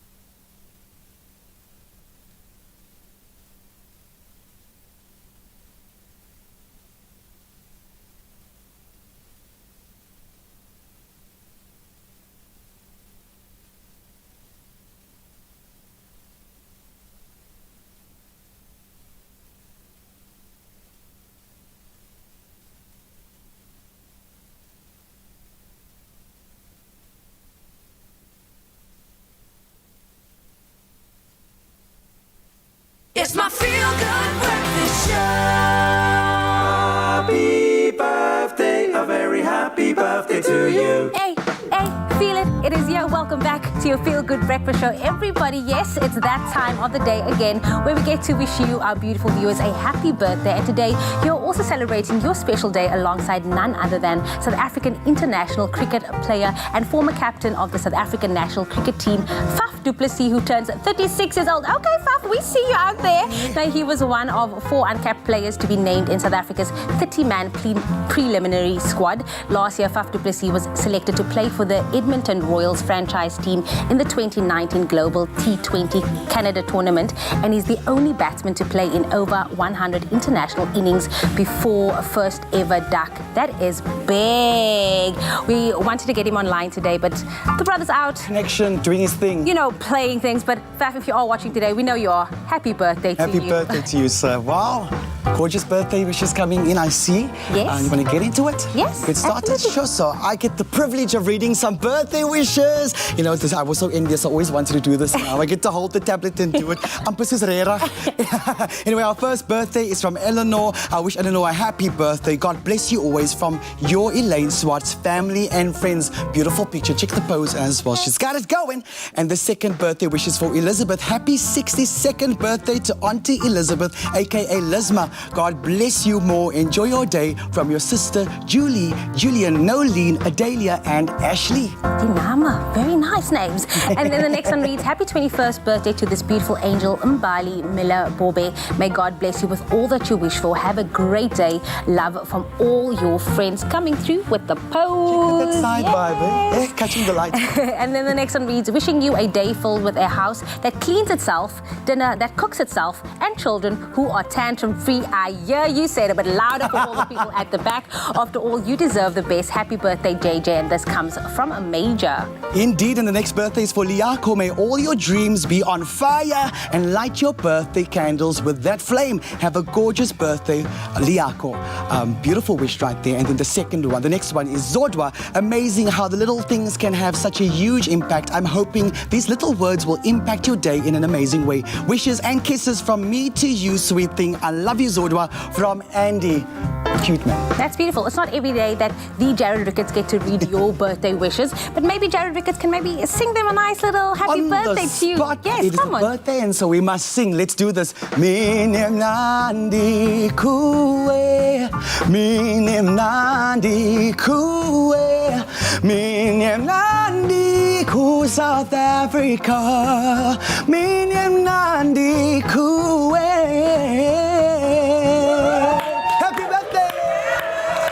Jared Ricketts in the house, everybody. Maybe you want to try and do exactly like that. Then you can send your loved one a message. Send us your birthday videos to 071-640-6551 or email your wishes to birthdays@cordova.tv. But of course, if it is your birthday today, for myself and Jared Ricketts and the entire Expresso family, happy birthday. Happy birthday. Happy birthday to all you incredible people. Wow, Jared Ricketts, you are doing very magical things out there in the birthdays, making it oh so special indeed. Now, guys, of course, before we even head into the kitchen, we've got that incredible Woolies Fill a Bag competition. And of course, it's all about giving back. And along with Gift of the Givers, we are distributing food care packs to families in need. And of course, each bag is filled with a balance of protein, fresh fruit, veg, and other staples, as well as hygiene products to help curb the spread of COVID-19. And now I literally and certainly can see how this goes such a long way. And it's just 10 Rand that can help provide one person with 3 meals for the entire day. Is that not just incredible, man? But anyway, if you would like to help us, of course, give back, just scan the QR code on your screen right now with the SnapScan app or your banking app, and you can donate today. It's as simple as that. You've seen us constantly doing it on the show. No quibble whatsoever. So even the smallest donation will help make that much of a huge and big difference in so many other people's lives. Now, looking for some great value meal ideas and inspiration to get you going this winter, I've got to say Chef Clem has got something incredible, and he's standing by with one of his genius recipes, which is a comforting veggie-loaded bolognese-inspired pasta. Yeah. Chef Clem, I've got to set the tone here, man. This time right now, winter for me is such a good moment. So as an athlete, right, winter would be that time where you just bulk up and you carbo load load and you prepare for the season to come. So it meant a lot of like little training, a lot of bulking, getting heavy, and it meant lots of pastas and veg. Yeah. So you can imagine for me right now, this is completely setting the scene. Bolognese loaded with veg. This has got the perfect ratio of carbs, fat, and protein. Yeah. Bring and it a lot of veggies. Yeah, I'm seeing so. I've taken the classic and I didn't reinvent the wheel. I just kind of like, just worked on the wheel alignment a little bit. So bolognese is amazing because kids eat bolognese. They love bolognese on anything. So it's a good opportunity for you to like get a whole lot of veggies in there, kind of like tricking them a little bit. But it actually does add to the overall flavor. So let's just check how many veggies I've got in here. So onions count, that's 1. Carrots, peppers, green peppers, baby marrow, baby spinach. Garlic doesn't count. Brinjal. So I've got 7 veggies in one dish. And it's going to cook down beautifully. Kids, all the nutrition. Exactly. Hidden and disguised in that beautiful flavor of the bolognese. I think it's smart, Clem. And because it cooks down so beautifully, it adds so much flavor to the veggies that you're actually cooking. And the veggies can, in turn, lean back and like give the dish so much more texture and flavor. You can know there's something special in there, but the kids won't know. The kids won't know. So you reckon any like veg you want to sneak into the kids, you should hide it in these meals and they hide it in the meals. Difference. For sure. So I've got the baby marrows in there. What I like about them is the fact that when they cook down, they almost add a bit of creaminess to your dish. Always go soft and like exactly. Almost like bone marrow, which I find so strange. We call that baby marrow, and it almost adds a richness to a dish like a bone marrow. Hey, Mother Nature. I see where that name came from now. I got you. All right, so we're chucking the mince in now. Get Beautiful that protein lean mince going in. And again, we're shopping daily difference, so we're saving money. So we're making it easier to give back the fuller bag. It's cool. Mince goes in there. Once I add my mince, I kind of just break it up a little bit. Don't have to get too hectic with it because I like bits of chunk on the mince. It's actually really great. I think we're so used to mince being broken down to like the fact that we can't even see it anymore. Yeah. But mince essentially is quality ground up meat, possibly steak. So if you treat it right, it's going to be delicious every single time. I mean, look, in the past recipes that you have included, you're making burgers, you're making all sorts of shapes and stuff out of this mince. So it does so much, I think, especially when you have a value pack like this. So much. So many opportunities to create new meals out of the same thing, which is so cool. Remember I asked you, mince is so versatile, name some of the dishes, and my best was you saying big burgers, small burgers, medium burgers, round burgers. So you see, today I'm doing this to show you can do more with mince than just burgers. But I like the burger idea. I mean, I'm there 100% every time for a burger. Okay, cool. So guys, of course, if you are, Clem, if you are getting bored of burgers, head over to theexpressoshow.com where you can get this recipe inspiration where we'll be providing you with an alternate solution for your meat. And of course, we've got a veggie-inspired dish over here right now that's going to make that meat just step it up one level more. And it is smelling absolutely It smells amazing. Right and that's a garlic and the rosemary that went in. Carrots, of course, a little bit of those secret stealth veggies that you stealth veggies, yeah. The carrots are great because they go extremely soft, same as the peppers, and they cook down like quite a bit. So you don't get so much of that crunch. It's delicious. It's really good. So this is going to be a really good texture, actually. Not a lot of crunch, but you still got the meat texture. You got the carbs, and you got some of the fiber that's softened in that veg, which I think is going to be delicious. Absolutely. We talk about umami quite often in the kitchen, right? Umami, there we go. And you think it's quite an expensive sauce that you have to buy. But you know who's been making umami sauce for like 1,000,000 years? What? The guys at Worcester Sauce. Worcester Sauce. Umami times 10. That's why we added to our bolognese dish, adds an intense meaty flavor. It's delicious in there, but it really makes such a difference. Then a brinjal. So many people say, I buy these, and they go off at home because I don't know what to do with it. Oh, they just sit there, they go soggy and lumpy, and then you're like, no, that's too late. So what you do is you take the greeny part off. It's quite bitter and it's quite woody. You don't need that. Then just cut little like zebra stripes down your brinjal because the skin can get quite tough. But you don't want to take it all off, so you just do this. And this is where you can be like totally crazy with it. You're not trying to be fancy or anything. You're trying to cut like jagged strips in it. So when you cut it and when it melts down, you got a bit with skin, a bit without the skin, but the skin doesn't become rubbery and tough that you end up just chewing through that. Okay, so it's not like that round ring of skin that you got to pull off of the meat of the... It makes such a difference. I learned this from a Greek yaya. True story. What is a yaya? A yaya, a granny. And she told me what to do. You kind of cut these little strips of the skin off the brinjal, and then you don't end up chewing on skin. Clem, you're like the Highlander of chefs. You just go around like stealing people's knowledge in the kitchen. Because there can only be one. But yeah, there can only be one. But yeah, I mean, I love it. Honestly, the best cooks in the world are moms and grannies, hands down. I've learned more from moms and grannies than I did at my 3 years at chef school.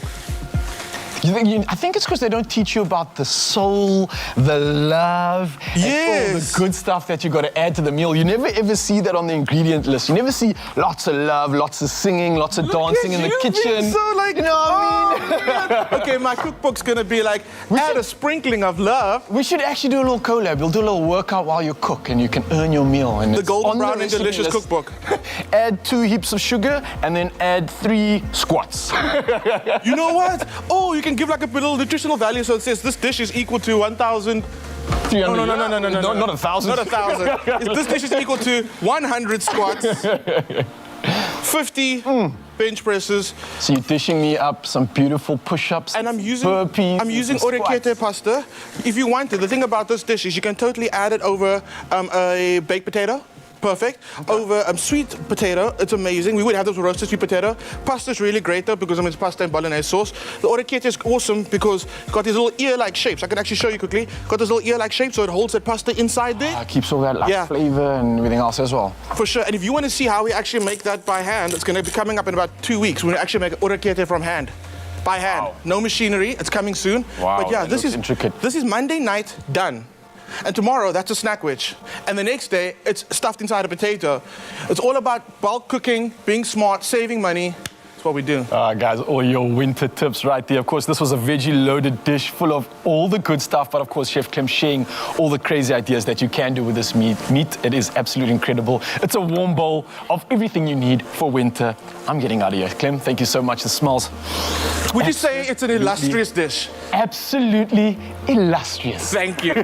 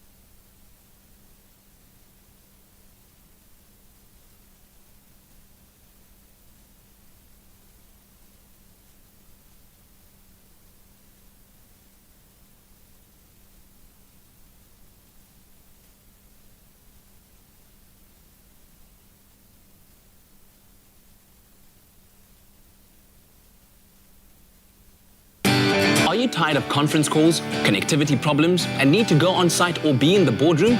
Well, Mango are soaring the skies once again. As we navigate through this new normal, businesses need to recover, and Mango cares about business. For affordable and reliable business and essential travel, visit www.flymango.com. Go discover more. Go Mango. Book now. Terms and conditions apply. It's my feel-good breakfast show. This is indeed your feel-good breakfast show, Expresso, right here on SABC3. Now let's talk about taking a leap into the world of entrepreneurship and starting your own business. It is indeed one of the biggest and possibly most rewarding ventures that you can ever take. But you need more than just a good idea to start a business. You need to have skills, you need to have resources and the correct financial knowledge in order to manage and grow that idea into a profitable success. And, you know, Nedbank may just have all of that in one document for you. It's called the Business Essential Guide. And here to tell us all about it is Alan Shannon, the Executive of Client Engagement at Nedbank. Mr. Shannon, good morning. Thank you so much for your time. Great, thank you. It's great to be with you. Thank you. So, Alan, first and foremost, let's talk about what is happening currently. I mean, following the national lockdown and the easing of regulations, what's the current climate for small businesses in South Africa? So it's still a really tough place to be, running a small business at this particular point in time. I guess unless you're in the sort of personal protection equipment industry, you are seeing a massive slowdown in your trade. Retailers, for instance, are not getting the footfall they were previously accustomed to. Businesses are experiencing increased costs related to COVID-19 compliance. Keeping your outlet and your business clean during this time comes at an incremental cost that would have otherwise not been there. And so these type of things are contributing. Certain sectors are restricted in terms of what they can do. Restaurants can trade, but they can't sell liquor. And that's an example of, a business being opened, but not yet at the point at which they can sort of earn revenues that they were previously accustomed to. So very tough situation. Obviously better than being in level 4 and level 5. And I said, all that said, I think what's interesting for us is that we're actually seeing quite a significant amount of activity in people registering new businesses. Not quite sure what's motivating that right now, but it's encouraging to see. But all said, it's a tough place to be right now. Yeah. Alan, take us through the Business Essential Guide. What sort of insights does it offer, and what type of business person would most benefit from it? Yeah, so my view would be that anybody that is running a small or medium-sized business will find value from the Business Essentials Guide. It covers a wide range of topics, and given the topics that it covers, it's a remarkably easy read. I think it gives entrepreneurs a bit of everything they need to know about starting and growing a small business. In particular, gives great guidance on the value you can derive from having a relationship with your bank, and importantly, how to go about extracting that value. Other areas that it covers is around sort of choosing and registering a new business, some of the tax considerations you need to be mindful of, what business advisors are out there to help you get your business sort of moving along. There's lots of information around the importance of keeping financial information, how to craft business plan. The list goes on. I think importantly, it's a free property, and for any small business that's interested in picking it up, go on to netbank.co.za, download it, and you'll see what I'm talking about. Yeah, absolutely. Netbank.co/small business, and I think such an important tool for business startups and entrepreneurs to just in general, Now, alongside that, you've also introduced your startup bundle account that's targeted at business owners. Talk to us a bit more about what this account offers. Yes, this is sort of very recent innovation from Netbank's perspective. It's a great new offer. It's designed specifically for businesses that are producing a sales turnover of less than 3 million rand per annum. It provides these small businesses with 0 monthly fees and 20 free transactions per month for a period of 6 months. The idea is that it provides people either starting up or transitioning from one bank to ourselves a bit of reprieve from banking fees. So it gives you a short-term break, as I've mentioned, in the form of a 6-month reprieve. I think clients that are interested in applying it again would go to netbank.co.za/business. It's a seamless and easy process. Whether you're a sole prop, whether you're a closed corporation, a P2R limited, you all qualify. That said, an important facet of the offer is that it applies to businesses that have a single business owner or single shareholder. It's not applicable to businesses with multiple owners, and it can be accessed online. Even while you're registering your new business. Alan, a lot of business owners all over South Africa are struggling with facing the new normal way of doing business in the country. What advice do you have for them? I would continue to remain aware of the relief efforts that are available. Whilst many of them have been exhausted, efforts such as the COVID-19 loan scheme remain operational. For the time being, that'll be into August. So use your bank to facilitate relief to keep your operations going. Continue where possible to contain the costs for as long as you practically can. And I think hard about how you go about getting new business. Consider how you can reinvent elements of your business. We've seen this play out in many industries. Hairdressers are making house calls. Training, exhibitors, event companies are doing a lot of virtual work. So I think it's a good time to be thinking about what you could be doing differently. Fantastic. Thanks very much, Alan, for joining us for a chat. We'll have a chat to you a little bit later on. But of course, you've heard it. As a business owner out there, we do highly recommend that you download and read through the Business Essential Guide. It's free and highly educational and can be downloaded on the Nedbank website by visiting www.nedbank.co.za/small business. And stay with us, because when we return, Alan will be sharing insights into a phenomenal competition and an opportunity for all the business owners out there.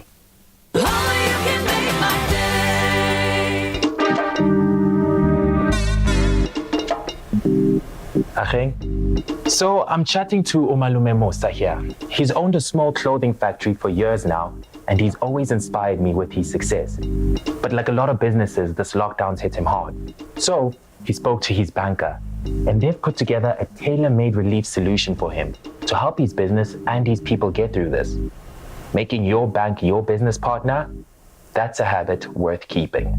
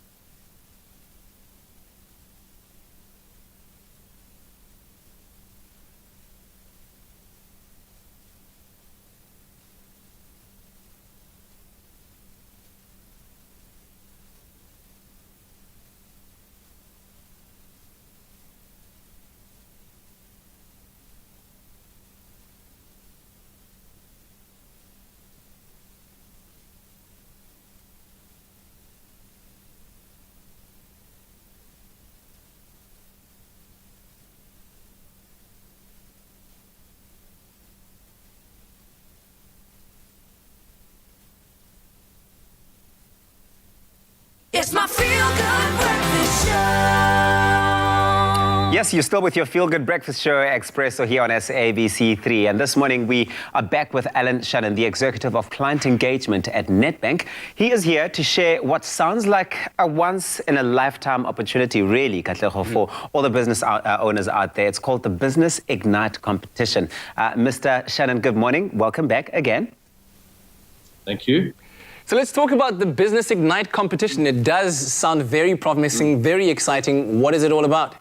Well, it's a Nedbank sponsorship. The Business Ignite competition is essentially an opportunity for business owners to get access to expertise, specifically so they can carve out new markets and build sustainable businesses, which is something that we dearly need or desperately need within the South African economy. I think all business operators get value from this process, irrespective of whether they participate actively or not. Because I think the stories that are going to be flighted, just listening in on those is going to give you a valuable sense as to how other businesses are dealing with the COVID-19 pandemic, life after the lockdowns. So it's quite an exciting initiative for us to be sponsoring and part of. Wow. It sounds amazing, but what businesses qualify to enter this competition? It's focused on small and medium-sized businesses. You know, uncertain times lead to innovation and change. We're looking for small businesses that have managed to stay relevant and to innovate in order to survive in the new normal business landscape we find ourselves in right now. So, you know, sharing those stories is what's going to help provide broad value to all businesses that either participate or listen in the conversations that are taking place through the media. And so to those that do enter, what will the winners receive? So the winners, there's a whole pile of prizes. The first is an intensive incubation program from an independent business growth specialist. The program that they will be participating in will be tailor-made specifically to the winner's specific business needs. There's a media booking to the value of 200,000 Rand. And once again, that package will be tailor-made to the specific winners. And obviously the objective is to maximize their exposure and just give them an opportunity to step change their businesses further. And then finally, there's a cash injection of 20,000 Rand into each one of the winning businesses. That's wonderful. So how do these business owners enter then? So it's fairly easy. You just need to go to, and it's one word, igniteyourbusiness.co.za. Do so before the 20th of July. Follow the process. I've been in there myself. It's easy. It's intuitive. It's as simple as that. Wow. Alan Shannon, Executive of Client Engagement at Nedbank, thank you very much for joining us and giving us news of this very exciting opportunity. Have a wonderful day. Wonderful. Thank you. It's great to be with you. Well, there you heard it. Seize the opportunity and enter this competition. You can find out everything you need to know on how to enter at igniteyourbusiness.co.za. Good luck, everyone. Now that we are done talking business, it's time to talk business in the kitchen with Clover. Clover Classic, the creamy taste that takes you back. Made with love by Clover. Now, the best thing about leftovers is transforming them into delicious meals and snacks. Today, we're showing you how to turn the batch of savory mince filling we made earlier on in the show into a snack that your family will absolutely love. Savory mince baked samosas with a clover classic dip. Yes, it is a timeless recipe with a timeless taste. Nicole Snelling is going to be taking us through this. It sounds amazing, and already like all the spices is hitting me in my nose, because that is what you want for a samosa. Yeah, you were mentioning that you could smell the cumin, and you're 100% on point there. You do want a beautiful dip to go. I feel like a samosa can be sometimes dry, you know. So it depends where you go. Well, yes, it depends where you go. But we're making a bolognese one. I think yogurt and the bolognese go really, really well together. So we're going to use phyllo pastry. They use samosa pastry traditionally, but you can use phyllo. It works very well as well. With phyllo pastry, the trick is to not let it get dry. So that's the reason why I'm only unrolling it now, because it dries very... I just thought you were running late and you were like, I got so much to do, let me just... No. It does matter, because you don't want it to go dry, because it becomes hard and flaky, and then you can't fold it. Fold it. And of course, the folding is the best part of it, because you want to have a triangle samosa, because otherwise it's not a samosa if it's not in a triangle. Exactly. Right? And as you can see, you've got the strips here, so you don't want to use the whole sheet unless you're making a giant samosa. I've definitely seen those at the cash and carry before. I have. And I'm like, how? Like, there's too much. It's too much. So what you do is you cut your phyllo pastry in beautiful strips. So I'm just going to put that over there. Then you take your bolognese mixture like we've got there. I've got 2 because I want it nice and crunchy. Then you're going to add it in a corner. So I'm going to do that now. This for me is like origami, because you literally need to be so... Just know how to fold it, because it can really break, or like you said, it can start flaking up. So I'm going to actually watch you very carefully, so that I can next time rock up at the family reunion once lockdown is over and be like, check out my samosas, everybody. And you'll see how quick and easy it is now. So you kind of put your filling in your triangle shape, and then you fold your triangle. Oh, wow. Fold your triangle. You just keep following as you go along. So you can, of course, seal this with a little bit of oil. You can seal it up with some water. I'm going to do a tiny bit of water. You made that look too easy. Now me trying at home is going to come out as a square, a rectangle. I don't even know. No. Should I do one more? Do one more, then I'll show you how quick it is. Okay. So you take your filling. Yes. Put it in your triangle over here. So start at the bottom. Okay. Start at the bottom. Boom. Fold. Boom. Fold. Just follow. Just keep going, and you can see, you can like really, really bang these out. Okay. I trust you. I trust you. You can do it. I have faith in you. You can do it. So the filling is done, and now it's time for that classic dip. Yes. So the dip is, we're going to take our yogurt-based dairy snack in here, and then I'm going to add, you want that cumin, so I got the cumin going in, a little bit of coriander, and some fresh coriander. So you can add parsley if you don't coriander, want. fresh coriander. Yes, fresh coriander, dried coriander, cumin. 3. So you got both corianders going in here. So you just mix this up all together, and you're going to serve this with your phyllo pastries, which you're going to bake in your oven at 180. I'd say 180 with phyllo pastries. You're baking it? Fine. Yes, you can bake it or you can deep fry it. I always thought like a deep fry would be, the way to go. But I mean, if you want to be healthier, want to not be too indulged with it, you can definitely then bake it. I love that. Yeah, so you can either go whichever way you want. If you want to do a more healthier way, you can totally deep fry it. If you want to, bake it. If you want to do more indulgent and spoil family, then just make sure your phyllo pastry is well sealed. When you're doing this folding technique, make sure it's nicely tucked in and all your filling stays nice and close together. Because there's nothing worse than having all that filling ooze out when you just rolled it so perfectly. Nicole Snelling with a perfect samosa. Guys, if you want to try your hand at making these delectable samosas, then head on over to expressoshow.com to get the recipe. But to see how it's made again, here's a quick recap.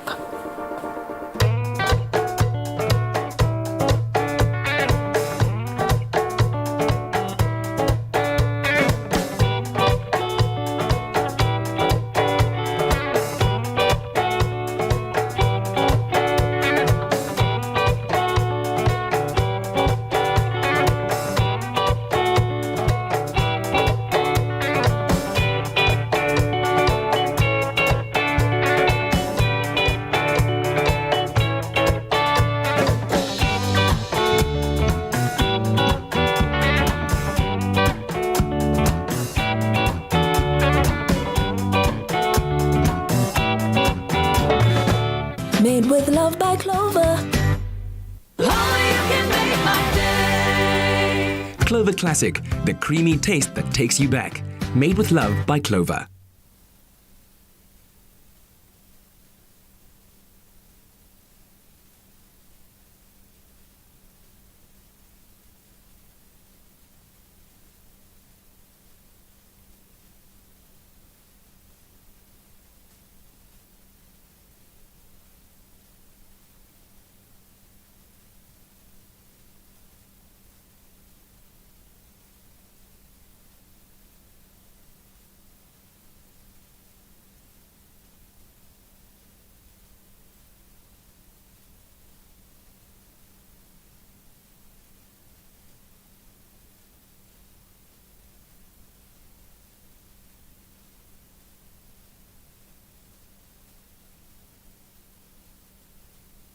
Huh? Hello, Jess. Jessica. There's no guest. So what are we doing? Do the interview. It's possible. Where is the...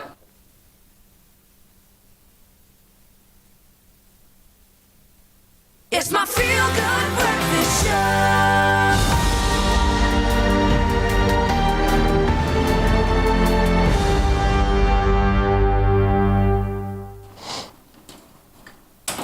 Welcome back, everybody, right here to your Feel Good Breakfast Show.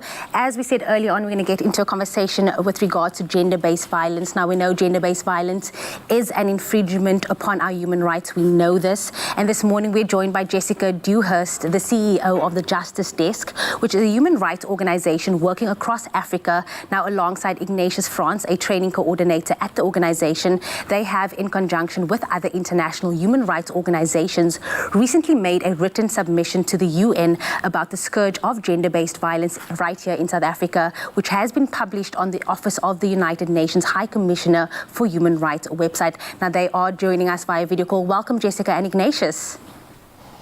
Hi, thank you for having us. Morning, thank you. Morning, guys. It's an absolute pleasure having you in the studio this morning. Now, Jessica, I've got to ask you, how significant is this acknowledgement from the UN's Office of the High Commissioners for Human Rights? It's quite fantastic. As a human rights organization, we've been working across South Africa, Zambia, and Zimbabwe for about 7 years now. And we've been working very closely with the UN to make sure that within all three countries, people's fundamental human rights are respected and protected. And I think for a long time, they've been taking a lot of what we've been saying quite seriously. And I think especially with this latest report on gender-based violence, it's something that the United Nations feels very strongly about, and us as an organization as well. So yes, a couple of our partner organizations up in Geneva in Switzerland, we got together and said, let's put together the submission. And we were very happy that the UN accepted it and will be discussing it at their next Human Rights Council meeting. So yeah, it's been quite fantastic. Ignatius, in the submission as well, you mentioned some shocking statistics. Maybe you can share them with us this morning. Yeah, thank you. Look, when we put this together, the idea I think behind it was to kind of paint a picture by numbers. And one particularly horrific or horrendous number was the fact that of reported rape cases, only about 20% of them go to trial. And of that 20%, only about 8.6 of them really go to the level where there is a conviction attached to it. And so for us, I think as the Justice Desk, when you're looking at the broader picture of gender-based violence, that for us painted a picture of an ineffectual criminal justice system that really needed some work. Yeah. Now, Ignatius, you mentioned in the document that you wrote that the quest to effectively deal with the scourge of GBV in South Africa requires a sort of multifaceted approach involving the law and community-based education. But what are your recommendations when it comes to this? Can you elaborate on that a bit? Yes. So when part of the recommendations, or rather when we looked at what needed to be done, we considered, the law is one element of it. But for instance, when we look at the law, we're looking at police officers, we're looking at the prosecutors' offices. And so that's one aspect of it. And there's a lot of work that needs to go into that. So that's one of our recommendations, is that, for instance, police training needs to be reconsidered. It needs to be something slightly longer than what it currently is. And that basically means because police officers are required to know the entire spectrum of South African law. And so if you are expected to know the entire spectrum of South African law, there needs to be sufficient training to prepare you for that. And so one of our recommendations is to emphasize the training of police officers. And then I think the other recommendation that we made focuses on, so the multifaceted approach that you mentioned is about the community as well. So when we look at the stats that I gave you earlier on, we're looking at the conviction rate. So in between the investigation and where someone is actually getting convicted of the crime, there is a lot that needs to happen. Communities need to play their part in terms of being able to provide evidence, being able to work together with police officers as witnesses, so that when something happens, there's actually enough evidence to actually lead to a conviction. What currently is happening is that communities are saying, it happened, we're done, the police must take over and the criminal justice system must do its work.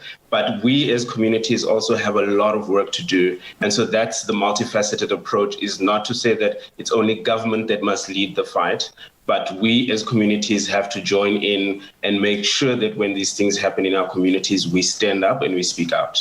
I love that, and I love that we're having this conversation so that we can start keeping people accountable for their actions. But maybe, Jessica, where can people read the submission and also find out more about the work the Justice Desk does? The submission is up on the United Nations General Assembly website, so you can head over there.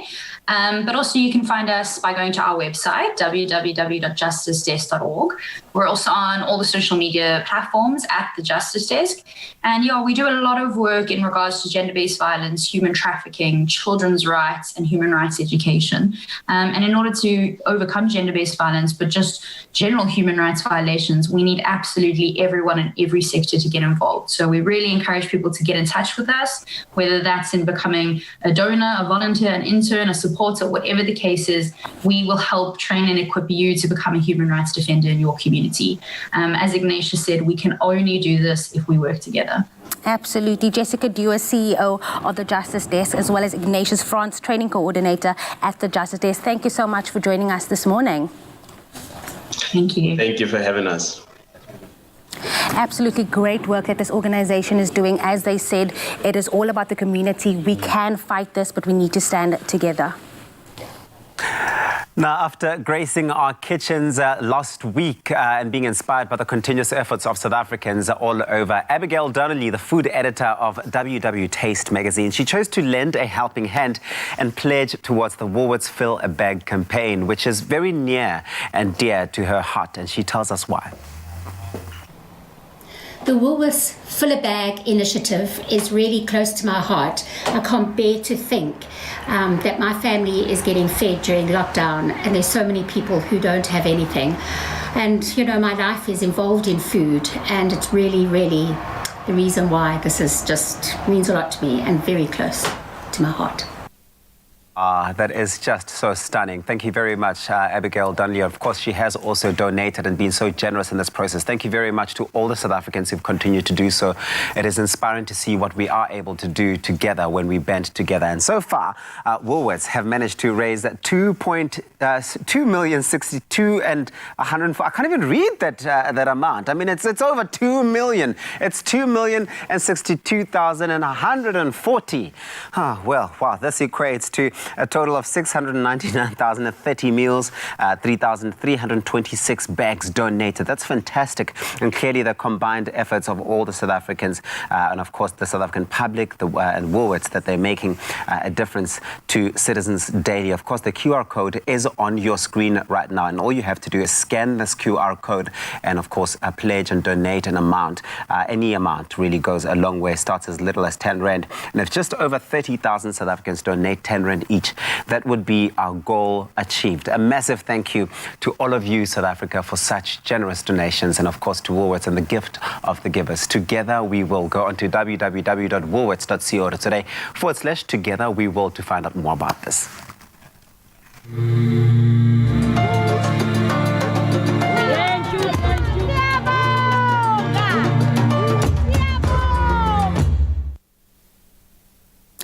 minutes before 8 o'clock, time to have a final look at those news headlines. Starting off with your national news, military veterans organizations in South Africa and other parts of the world commemorated the 104th anniversary of the Battle of Delville Wood this weekend. Now, the battle against German forces, one of the best known of World War I, is remembered for the enormous courage of the South African forces and the high percentage of losses. Of the 3,433 soldiers and support personnel of all races who entered the French Hood, only 752 emerged unscathed after 6 days of bitter fighting. The Delville Wood Trust opted for a virtual service yesterday in deference to the social distancing requirements of the pandemic. In other news, Eskom confirmed last night that it would implement stage 2 load shedding from 9 a.m. this morning until 10 p.m. tonight. The power utility said it was necessary in order to replenish the emergency generation reserves to better prepare for the rest of the week. Now, during the rest of the week, it will continue to experience supply constraints due to the icy weather when demand for electricity rises significantly. Now on to the international front. Yesterday marked the highest increase in global coronavirus cases reported since the pandemic began, according to the World Health Organization. In its latest situation report, the WHO said the total number of confirmed cases around the world had risen by 230,370 in the past 24 hours. That's up from the previous record of 228,102 daily cases on Friday. The biggest jumps were from the United States, Brazil, India and South Africa. Deaths remain steady at about 5,000 a day. The total confirmed cases stand at some 13 million, with more than 567,000 deaths. The mysterious deaths of some 400 elephants in Botswana during the past few months could have been caused by a novel disease. Another 6 carcasses were found in the past few days. Now, officials in the country say samples of the elephant carcasses tested so far have ruled out any known disease that had caused mass deaths in herds in the past. Test results from samples sent to Zimbabwe have already been received, but they are now waiting for more results from South Africa this week before sharing findings with the public. And now, historic news regarding Sri Lanka's elephant population. Wildlife enthusiasts in Sri Lanka have been thrilled by the news that an elephant, which frequents in the Minaria National Park, has given birth to baby elephant twins. Now, this is a rare and special occasion, and it's the first time in the recorded history of Sri Lanka that twin baby elephants have been observed. The Director General of the Department of Wildlife Conservation, Dr. Tharaka Prasad, said. He added that elephants are less than 1% likely to give birth to twins, and there's even a lesser chance that both calves would survive into adulthood. Now, he said the authorities were taking all measures to protect the historic arrivals, now 3 to 4 weeks old, and their mother. Sri Lankan elephants are a subspecies of the Asian elephant. The numbers have dwindled to just over 7,000 according to the latest census, down from an estimated 12,000 at the beginning of the last century. Elephants are now protected by law, and killing them is in theory punishable by death. And now another quick look at what's happening in the world of entertainment. Rapper August Alsina, has been featuring frequently in the entertainment news cycle for the past few weeks due to statements he made about having been in a romantic relationship with actress and media personality Jada Pinkett Smith in the past.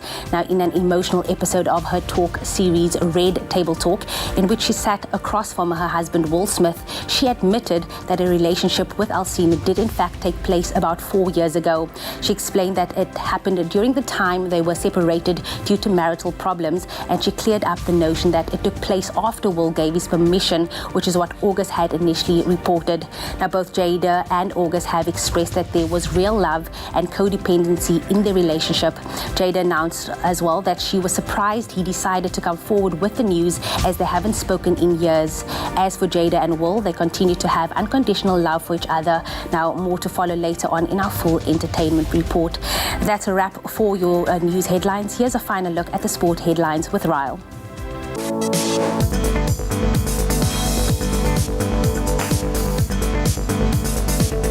Just gone 8 o'clock, and here's a recap on your sport for the weekend. In rugby, the Crusaders remain unbeaten in their last 36 games at home in Christchurch after beating the Blues 26-15 in a thrilling Super Rugby match on Saturday. And in the other Aotearoa match, the Hurricanes edged the Highlanders 17-11 in Wellington yesterday morning. Now the Crusaders now occupy the top spot on the log, with the Blues in second, the Hurricanes in third, and the Highlanders and Chiefs in fourth and fifth place respectively. Now moving on to the Australian Super Rugby competition, the Reds topped the table despite recording an 18-all draw against the Rebels in Brookvale Oval on Friday. The match between the Reds and Rebels went into extra time, but it still ended all level. And now in other Australian Union match, the Waratahs beat the Western Force 23-14, with the Reds topping the table. The Brumbies are in second place, the Waratahs in third, and the Rebels and Western Force occupy fourth and fifth place respectively. Now moving over to soccer, the champions Liverpool were held to a 1-all draw against Burnley at Anfield on Saturday after Andrew Robertson gave the home side an early lead, but Burnley's Jay Rodriguez equalised in the second half to register a draw. And in other results, former champions Manchester City thrashed Brighton 5-0, and Tottenham Hotspur beat Arsenal 2-1 last night. And there will be one Premier League fixture this evening where Manchester United welcome Southampton to Old Trafford at 9 p.m.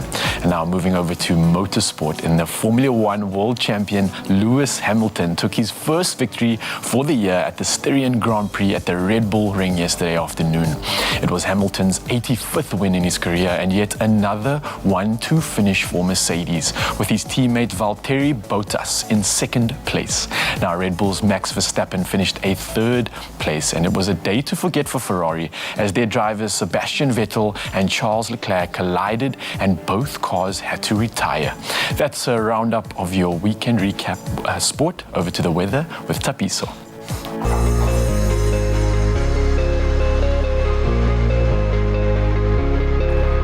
Thank you very much. Well, we take a final look at your weather this morning, and as the weather roundup for the day, we send our regards to our photographer viewers for your sunrise pictures. Here's a final look at Adri's sunrise image taken in Montclair Art in Durban. Take a look at that beautiful picture.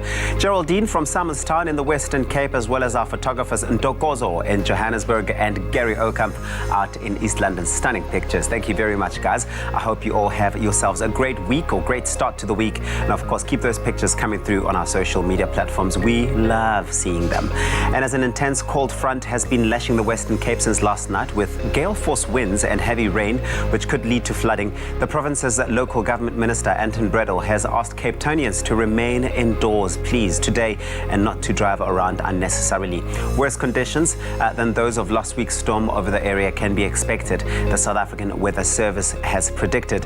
This in the wake of a storm a few days ago, which left people waiting in a long queue to enter the Matroosburg Nature Reserve on Saturday to get a first-hand glimpse of the snow that fell over the Western Cape Highlands. Now, the intense cold front that moved in on South Africa on Thursday created the perfect winter in Wonderland, or rather the perfect winter wonderland, thanks to widespread snowfall in the Eastern Cape, Lesotho, and areas across the Western Cape. Even more snow can be expected today and tomorrow, and if you experience any of that snow, please be sure to share that moment with us by sending us some pictures. And here are the temperatures for the rest of the country. Clear conditions in Bulukwane today. 4 is your low, reaching a high of 20. And of course, Mbombela starts off at 9, reaching a maximum of 28 degrees. Pretoria 2 and 19, with Johannesburg starting off at 1, reaching a high of 17. Sunny times out in Mahikeng today. Your low is 1, reaching a high of 21, with Klerksdorp starting at 1, peaking at 21. If you're out in Kimberley, Kimberley will start off the week below zero at -2, reaching a high of 21. And the same follows for Bloemfontein at a low of -2, reaching a high of 18 degrees. Richards Bay, your low 13 and peaking at 27, with partly cloudy conditions out for Pietermaritzburg 5, reaching a high of 25. If you're out in South Africa's playground, the warmest place to be, Durban 10, reaching a high of 23, with Mthatha starting off at 6, reaching a high of 26. 6. East London 10, reaching a max of 25, with Craddock starting at 2 today and high of 19. Port Elizabeth PE 8 and 21, and a rainy day for George. 6 is your low, reaching high temperatures of 18. And of course, expect some rain, 61% chance of rain out there. The cold continues out in Cape Town, 9 reaching a high of 14. You got 69% chance of rain out in Worcester, 3 reaching a high of 8, with 70% chance of rain in Sutherland, 2 reaching a high of 6. Those are your temperatures, with Uppington starting at 2 reaching a high of 16, with a 2% chance of rain. And that's where we leave it for this morning. No matter what it's looking like in your part of the country, be sure to make it a beautiful Monday. Remember to get those pictures through to us bright and early tomorrow. Expresso Morning Show, SABC3. And of course, wherever you find yourself, make sure to keep it locked right here on your Feel Good Breakfast Show, because in a moment, we are going to be continuing the conversation with regard to gender-based violence in South Africa. It is the second biggest pandemic, with South Africa having the highest rate of femicide against our women and our children. So we're continuing the conversation, and also how it's affecting the shelters during the lockdown. So don't go anywhere. We'll see you in a moment.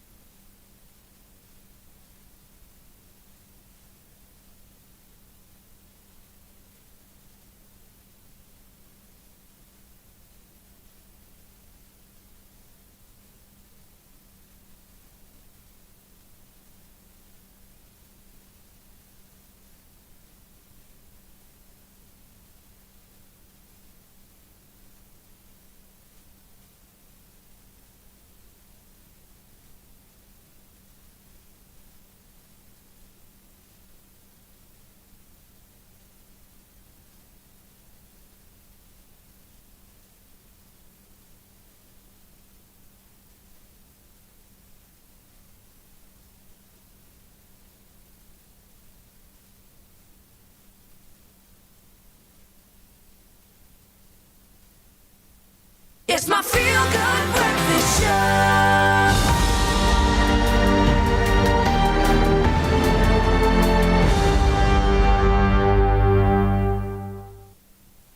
This is your Feel Good Breakfast Show, Expresso, here on SABC3. Now, every day we hear of horrific murders of women and children, or gross abuses happening behind closed doors, seemingly aggravated by the ongoing COVID-19 lockdown. Now, last month, President Cyril Ramaphosa said that gender-based violence is South Africa's second pandemic, and we want to understand why it is happening at such an alarming rate, and why at all. And as we discuss relationships like we do every Monday, today we're asking, what can we do about gender-based violence in South Africa? This morning we're joined by via video call by long-standing feminist activist, strategy director of the Wraith Foundation, Fatima Shaboudin, to help us discuss this important issue. Good morning, Fatima, and thank you so much for joining us this morning. Good morning, it's good to be here. Fatima, let's start first by understanding what effect we're seeing with regards to what gender-based violence against women and children is having on our communities and our homes. Well, we know that on the extreme end of the effect spectrum is deaths and rapes of women. So that's what's in the public domain, and that's what's visible. That's what most of us are responding to. That's what the president has responded to. But the reality of gender-based violence is that its impact and its effects is on a spectrum. On the very extreme side, it results in the deaths of women and children and their sexual violation. But on the other part of it, it's just the profound sense of insecurity and unfreedom. Me as a woman, when I wake up in this country every day, I need to have a strategy to navigate to the end of the day, try and arrive there alive or not being raped.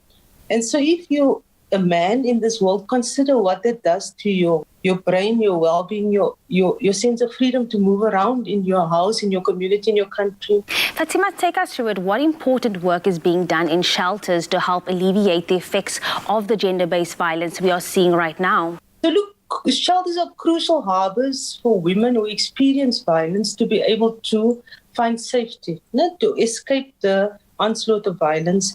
But shelters in itself won't cure our gender-based violence.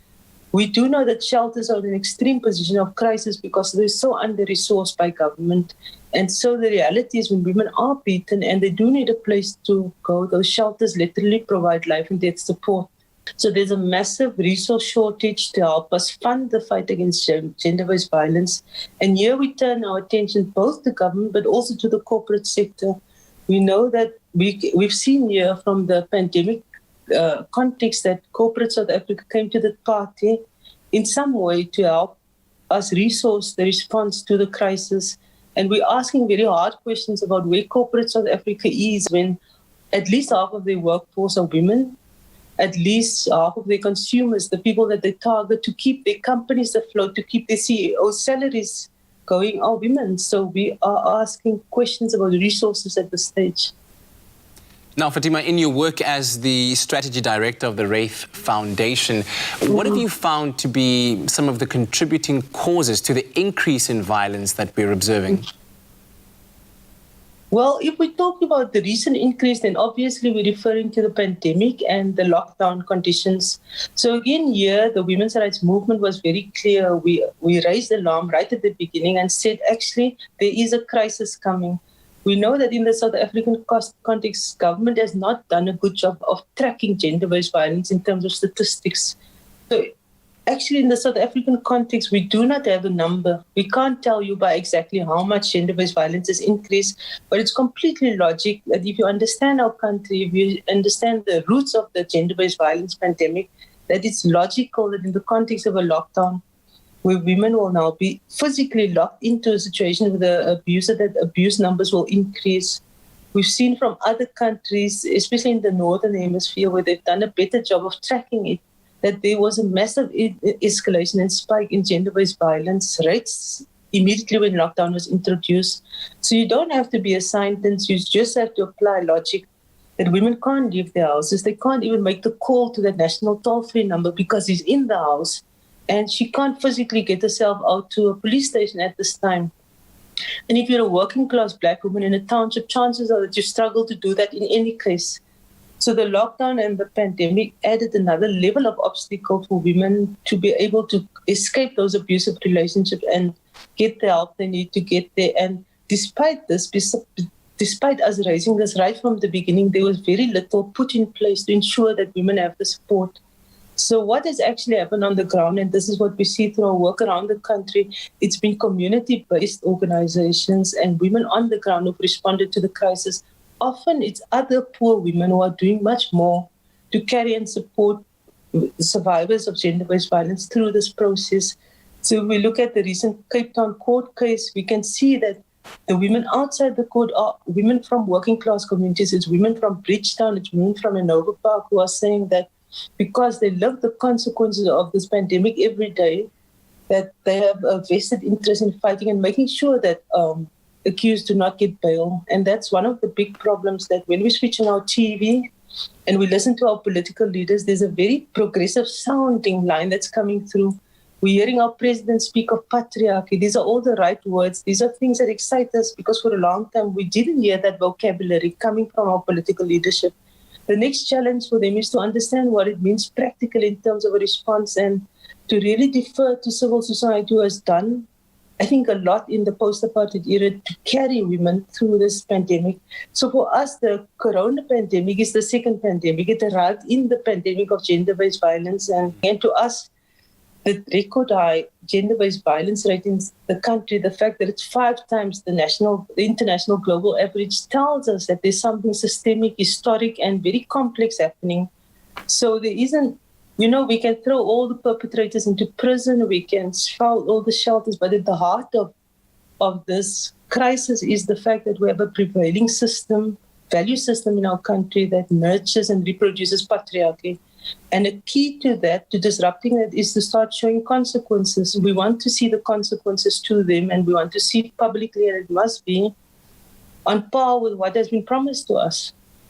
Absolutely, Fatima. Thank you very much for joining us this morning. But of course, stay with us as we continue to discuss this very important issue right now that is plaguing our nation. And we will do that with Fatima Shabuddin a little bit later on.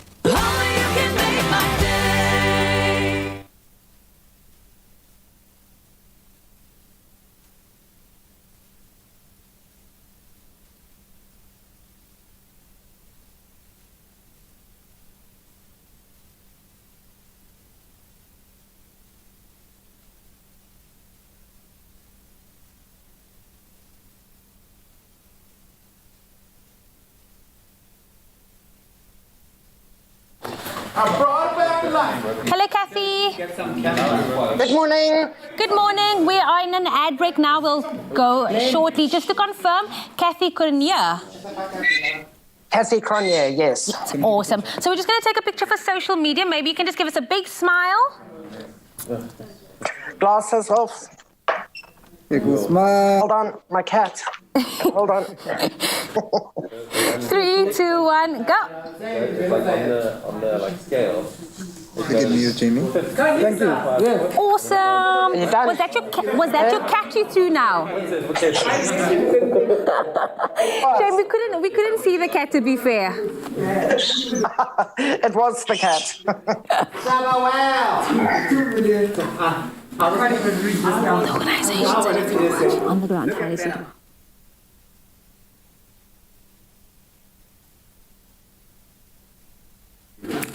Kathy, can you hear? This is Lucian. Yes. Hi, Lucian. Morning. Are you well? I'm good. How are you? Very good, thanks. Can you hear me properly? Thank you for being. Thank you. Very different way of doing life, isn't it? Yes. It's perfect because for you could be in your pajamas from the bottom down and just be sitting there doing a full interview. Wouldn't it be cool? I see you wearing proper clothes. Yeah, I mean, it wouldn't just be the same for us, so we have to unfortunately wear heels. But I wish we could come in our pajamas as well. Are you in Cape Town?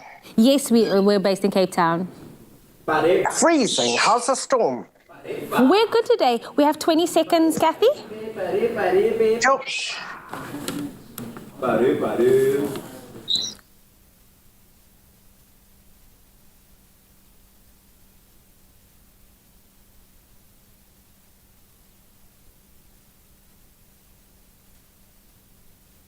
It's my feel-good breakfast show.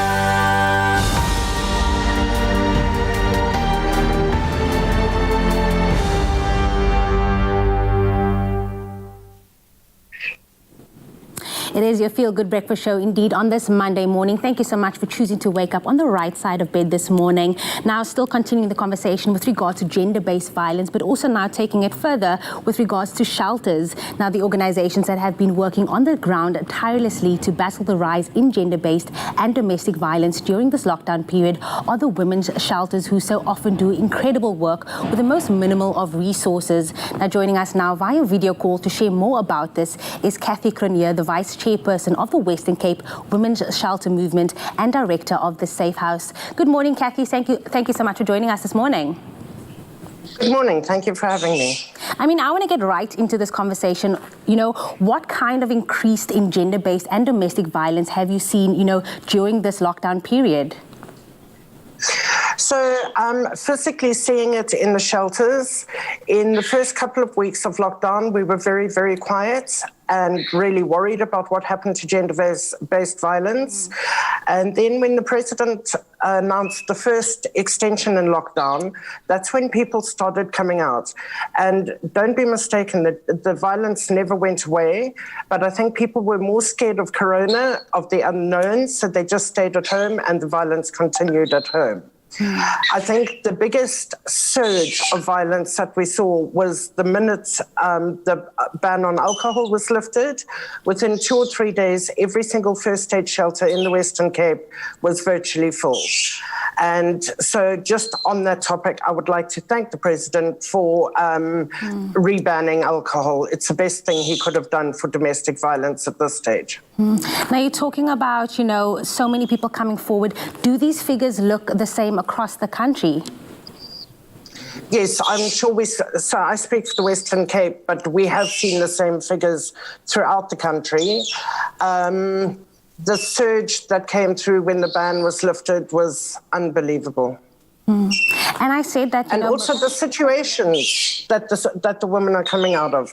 Remember that the men during lockdown were at home, so the women were trapped with them, and we had many cases of women not being able to reach out or get out or anything because the violator was still there with them, and so we had many cases where we had to actually send SAPs in and try and get these women out. I want to speak about that in just a second, but I also want to speak about the fact that women go to these shelters, and many a time they are left with minimal resources. How have the shelters been able to cope with this increase in services needed? And again, how can the public support their local shelters? So we are just coping. The truth of the matter is that unless the shelters get funding within the next 2 months, and I mean substantial funding, most of the shelters in the Western Cape will have to close. We, in the shelter movement, we are supported by the Department of Social Development, but that is only 40% of what sheltering was before the pandemic. With the pandemic, all of our sheltering is increased, and we definitely need funding and help towards that. Otherwise, we will have to close.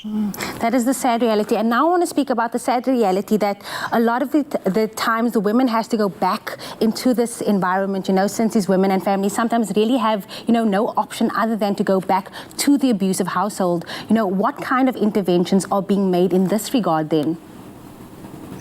So in the way the Western Cape Women's Shelter Movement works very quickly is we've made 4 of the shelters first stage shelters, and the rest of the shelters are normal sheltering where you can go for 3 or 4 months. So when you come into a shelter, you go into a first stage shelter and you're kept in isolation for 14 days.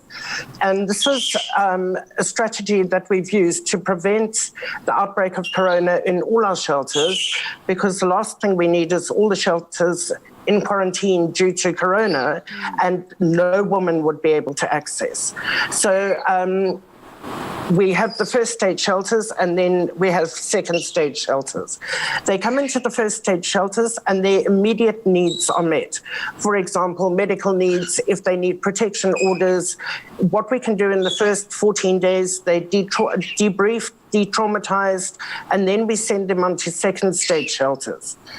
At the second stage shelters, work begins with the clients, and the survivors go through therapy, they go through debriefing, individual therapy, and if there is absolutely nowhere for the client to go, then the social workers do perpetrator intervention, and they try and sort something out with either the perpetrator or the family in order for it to be safer for the woman to go in.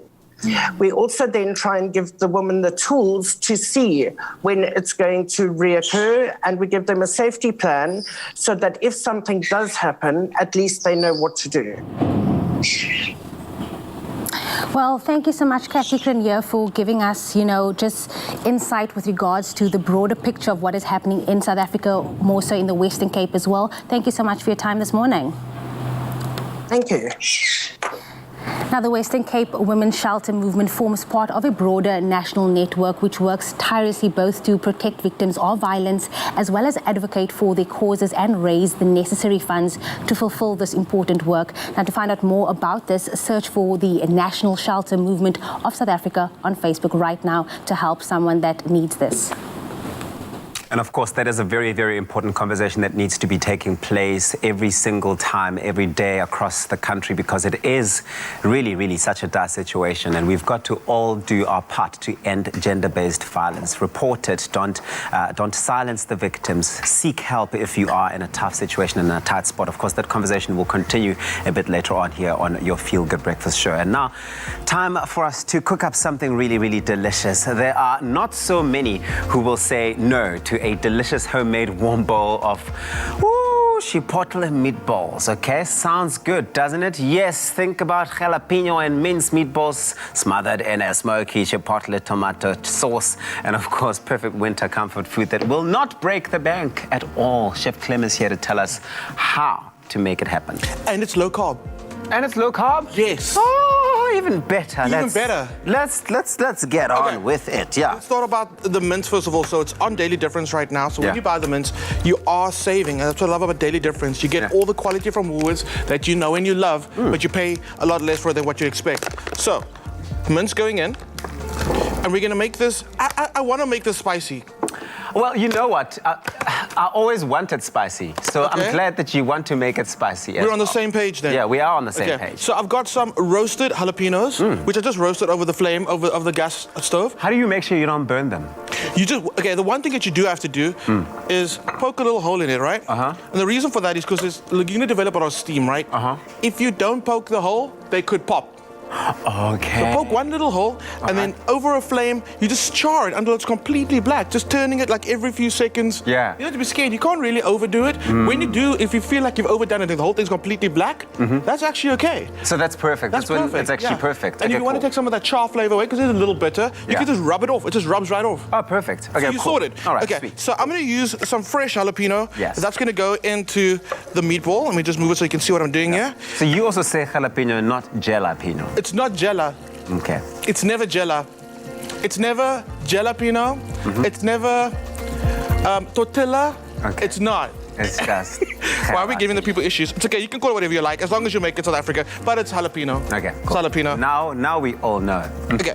If you don't want to have all that heat of the jalapeno, you can take the rib out. And the rib is this like white floury bit in the middle that contains the seeds. Okay. You can take that out because that's where a lot of the heat actually sits. I see. So I really want a lot of the flavor of the jalapeno going in there now, not so much of the heat. Because we'll add some heat at the end. Okay, cool. Cool. Great. Jalapenos going in. They're beautiful, they're bright, they're fresh, they taste like citrusy, and it adds so much lift to your meatballs. That's going in there. I'm actually really do add so much of the flavor. They do lift it as well. They do, absolutely. And I love it. I love peppers so much. And the fact that you can do so much with it. Yeah. And just like, even if you're not like into the heat, there's peppers you can get out there that are like a lot milder. Yeah. So I dig that. Then chipotle seasoning. Chipotles are basically jalapenos that have been dried and then smoked. Oh, really? Yeah. Is that what it is? That's what it is. That's what it is. Oh, okay. So a lot of chipotle seasoning actually has a bit of salt in it. You can get that at Woolies. Okay. But you can kind of taste it, regulate it, like fry off a little bit of it. Taste what it tastes like. I know for me, I like a little more salt, but some people at home might be fine without it. Okay, cool. A little bit of pepper going.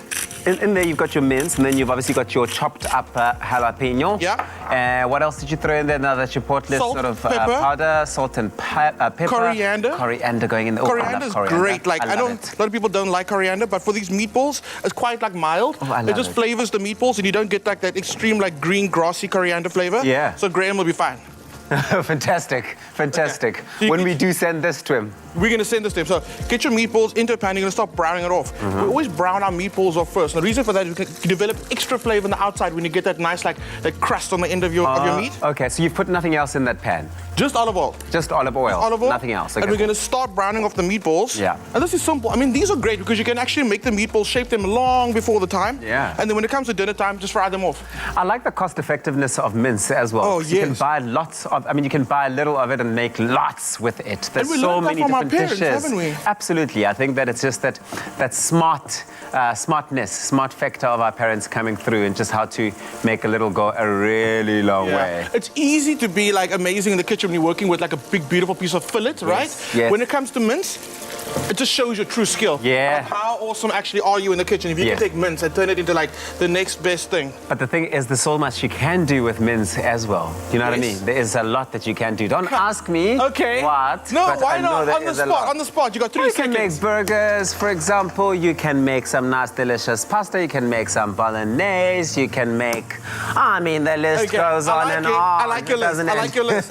Okay, so brown your meatballs off and then turn it over. Get a nice crust in it. Nice. You can see they've started to brown off nicely. Here's where things go a little different. I want to lock in the moisture in these meatballs, but I want to add flavor to it as well. Okay, so how do you do that? We're going to add some soup. Canned soup. And it's not going to completely destroy it. It's going to make it next level amazing. Really? This is tomato soup with chipotle in there as well. Okay. So we know tomato and meatballs go well. I mean, that's so the pasta's a win. Yes. And then they add a chipotle seasoning in it, so it's smoky, it's spicy. It is such a chipotle explosion. It is, I love it. I'm going to pour this over. Yeah. And then I'm going to make a reduction of that soup. You know that word. So I'm going to start cooking down that soup with the meatballs. You're going to see it's going to change color. It's going to start going a bit more red. That sauce is going to reduce. It's going to become like a sweet, sticky sauce over the meatballs. So it's that simple. The smell is so inviting. Instantly delicious. So make a big batch of these meatballs and use it throughout the week for different things. That's the plan. Well, what makes you think that they're going to last throughout the week? That's also true. But because it is on promo right now in Daily Difference, buy extra mince. Buy extra mince, totally do. And you can see what happens once that sauce cooks down. You see that beautiful color? The oil comes out, the meatballs are delicious, that sauce is reduced. Looks so good. What you have to do is just plate up. So I've got some pumpkin. Because we're keeping it low carb during the week right now, we're being so healthy. Yeah, we are being very healthy. We're starting right. Start on a Monday, and chances are you're not going to drop. That's you're going to true. just keep it going throughout the week. Absolutely. If you're consistent and if you commit to it. But if you want this recipe, it's simple. As you can see, I mean, it hasn't even taken Clem 5 minutes to make this. You can find it on our website, www.expressoshow.com. We've got that and a whole lot of other recipes to have you inspired in the kitchen. So now you've got, now you're just plating and dishing up, basically. Yeah, I'm gonna add some extra heat with our roasted jalapenos. These are beautiful. These are like a perfect just to snack on as is. Yeah, extra heat for me. Extra heat? Sir, yes, chef. A little bit of pickled, the pickled flavors of the onions will be so amazing with this. Adds so much depth in terms of color as well. And then one avocado. That looks really good. Avo, oh yes. I mean, the avo is just gonna cut through that and like take away all that extra spiciness and make it so creamy. You can use this. What kind of avo is this? That's that one, man, not the Hass. The 2 million. Friete. Fuete. Yeah. It's a fuete. You got it. That's it, yeah. I mean, how amazing is that? That looks so good. Your Monday meatball bowl. And it looks so good. It looks like something made with lots and lots of love. So if you were feeling like you want to do a random act of love and kindness today, while your loved one is in bed, maybe mix this up quickly. By the time they wake up, you are there with a tray and you are serving it. Father Gods. Where's the fork, sir? It's meatball finger Monday. No, it's joking. We'll get you a fork. We'll get you a fork when Okay, cool. Great. Perfect. Okay, I'll just go. All right. Yeah. Damn, man. These are some good balls. These are good spicy meatballs. These are some good spicy meatballs. That's your dish now. You're having that for breakfast. Thank you so much. I'm doing it like we do in Hammanskraal. Hands in the plate. Stop Hammanskraal. Stand up.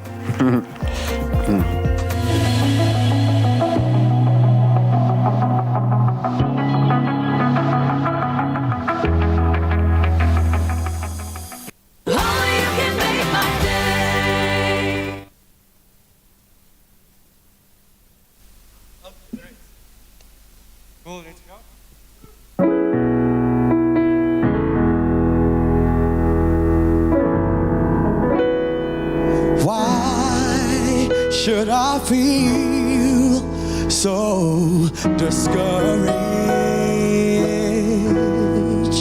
And why should the shadows come?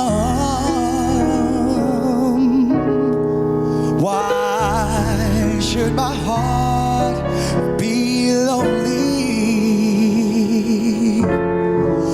longing for heaven, heaven and home? When Jesus is my portion, a constant friend is He. His eye is on the sparrow, and I know He watches me. I sing. It's my feel-good breakfast show.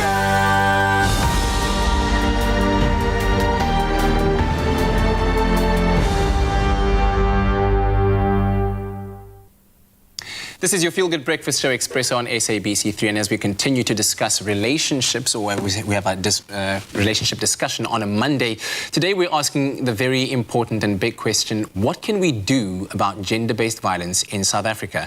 And we're joined again via video call by feminist activist and strategy director of the Wraith Foundation, Fatima Shabudin, to dive further into this topic. Thanks very much for staying with us, Fatima. Now, if I had to ask you the question, why are victims of abuse afraid to come forward during this time? And is there anything that we can do to encourage them to seek help and to better protect them?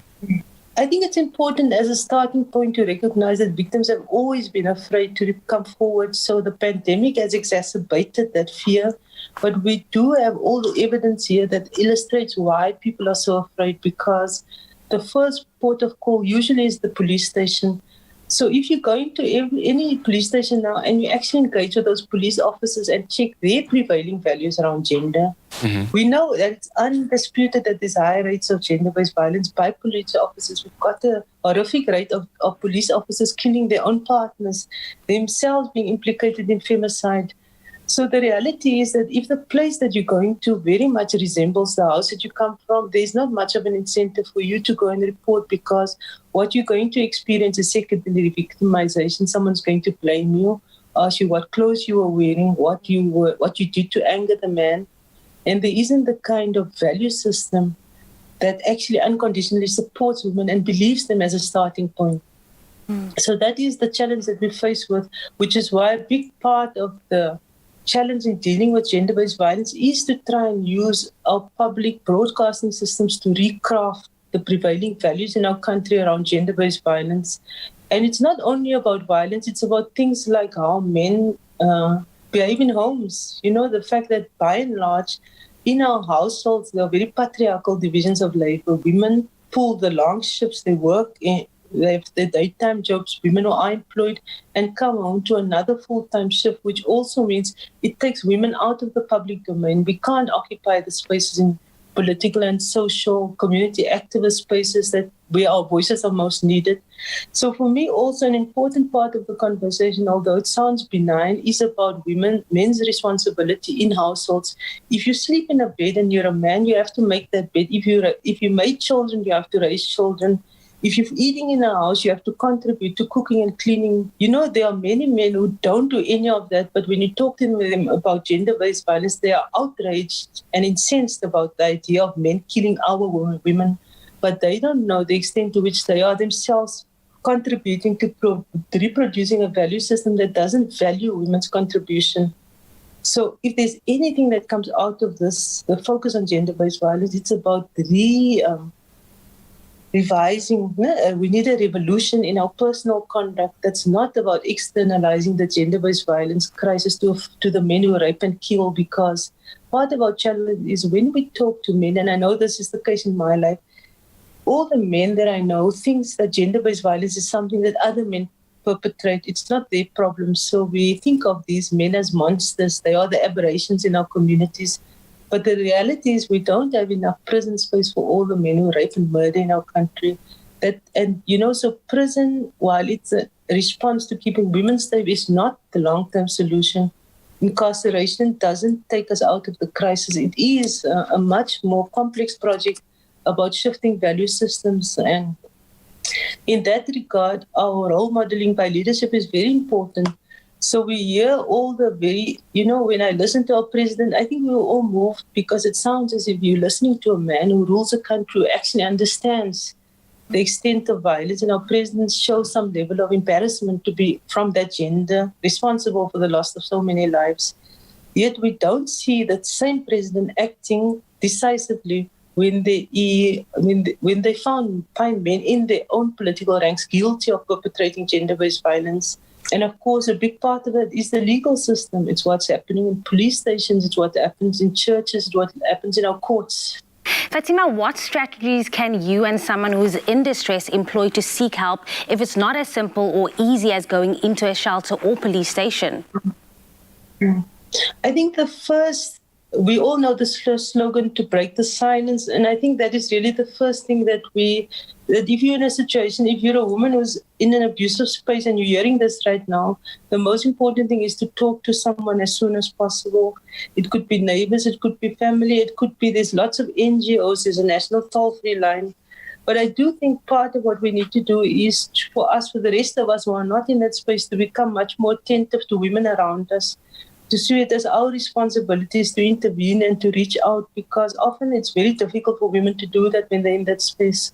Talk to us about how we can go about encouraging our men to be part of the solution as well. Well, I think it goes beyond encouraging them. I think men must, because we hear lots of men saying that this is not in their name, they don't, this doesn't represent them. And so we are left asking ourselves, so who's doing all the raping and the killing if we hear so many men saying this is not us?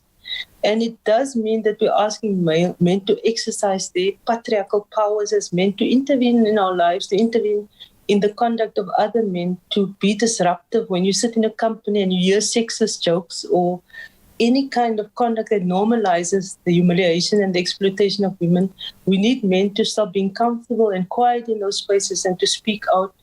At the same time, we're asking men to understand that when people are oppressed, like women are, it is our struggle that we need to lead, and we need men to support our leadership in this. We don't want men to think that they can come and save us, because that is exactly the patriarchal formula that got us into the trouble in the first place. So for men, it's important to learn to listen, to be quiet, and to actually follow the leadership of women in this regard.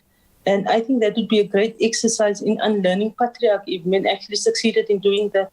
Well, Fatima Shabudin, Wraith Foundation Strategy Director, thank you very much for your incredibly valuable contribution to this topic and discussion this morning. Now, the Department of Social Development South Africa has a gender-based violence command centre which operates a national 24/7 call centre facility.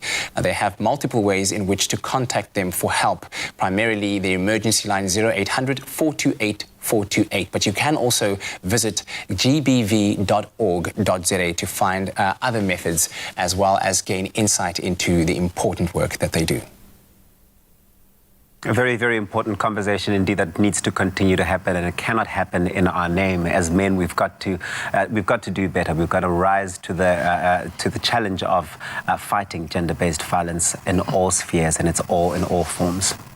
And now on to some sad news that we have just learned here on the show this morning, that Zindiswa Sinzi Mandela has died at the age of 59, right? Yeah, now the news was confirmed this morning by the Nelson Mandela Foundation, and of course the daughter of former President Nelson Mandela and Winnie Madikizela Mandela served as South Africa's ambassador to Denmark, and she was also a political activist in her own right and was among those who fought the oppressive apartheid regime. Mm-hmm. I remember, I think it was at the age of only 18 years old, or 18 months old, when her father was actually imprisoned, and then soon later I believe her mother also was imprisoned, and at a very young age she was thrown into this chaos and eventually became quite an outspoken person to represent both her parents and the fight against apartheid. So actual incredible activist that we have, and I would just like to send on behalf of the Expresso team and everybody else out there our condolences to the Mandela family, losing an absolute patriarchal saint in the world there. So our condolences to all of you out there. And to Mama Zinzi Mandela, may you rest in power.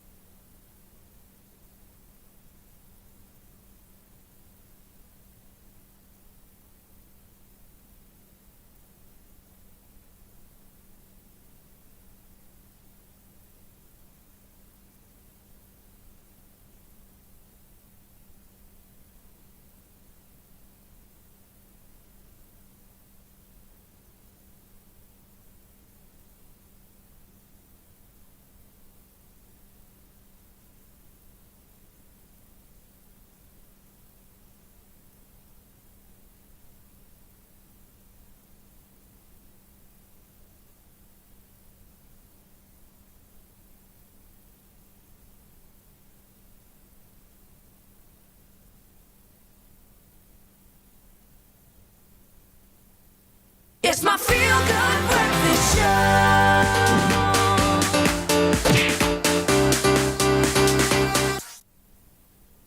Welcome back, you gorgeous people. Yes, you heard it. It is time to get into those entertainment news from Mzansi Hood to Hollywood. I think the topic on everyone's mind this entire weekend is all about AKA Mzansi rapper. AKA has tested positive for COVID-19. Now, listen, a lot of people are speculating on social media that this is some sort of, stunt.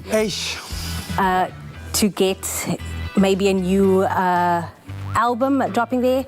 This is the conversation. What do you guys think about this? So, I mean, basically, he did announce on Friday that he had tested positive for COVID-19 and said that he would go on to spend time, self-isolate and spend time at home to obviously make sure that he adheres to those regulations and what needs to be happening. But a lot of people are saying that, is he maybe collaborating with the government to try and spread the word, to try and show people that it can happen to anyone, even AKA? Is it because he's trying to promote his new app where people subscribe and get to see exclusive content from him at home while he quarantines? I don't know. I think it's too serious of an issue for him to be messing around with or to be playing with. And if it is a government collaboration, we have seen him do collaborations with the government before. I mean, when President Cyril Ramaphosa was elected, he was front and center and just like waving Cyril's flag all over the place. If it is a collaboration with the government, I'll be very, very disappointed, because you cannot lie during this time and lie about such serious things. And to try, even if it's just to try create awareness. Here's the thing where I kind of get you and I hear you. I'm going to say loud and clear, but I also feel like a lot of social media, all these stars, has such a big following. So maybe he's using his voice because now people are actually listening and saying, you know what? Here is a face that is put it next to COVID-19 and he didn't have symptoms or whatever. And people's actually taking note now about this conversation. So if he is doing it, unfortunately, sadly, that he's doing this, maybe to exploit the situation.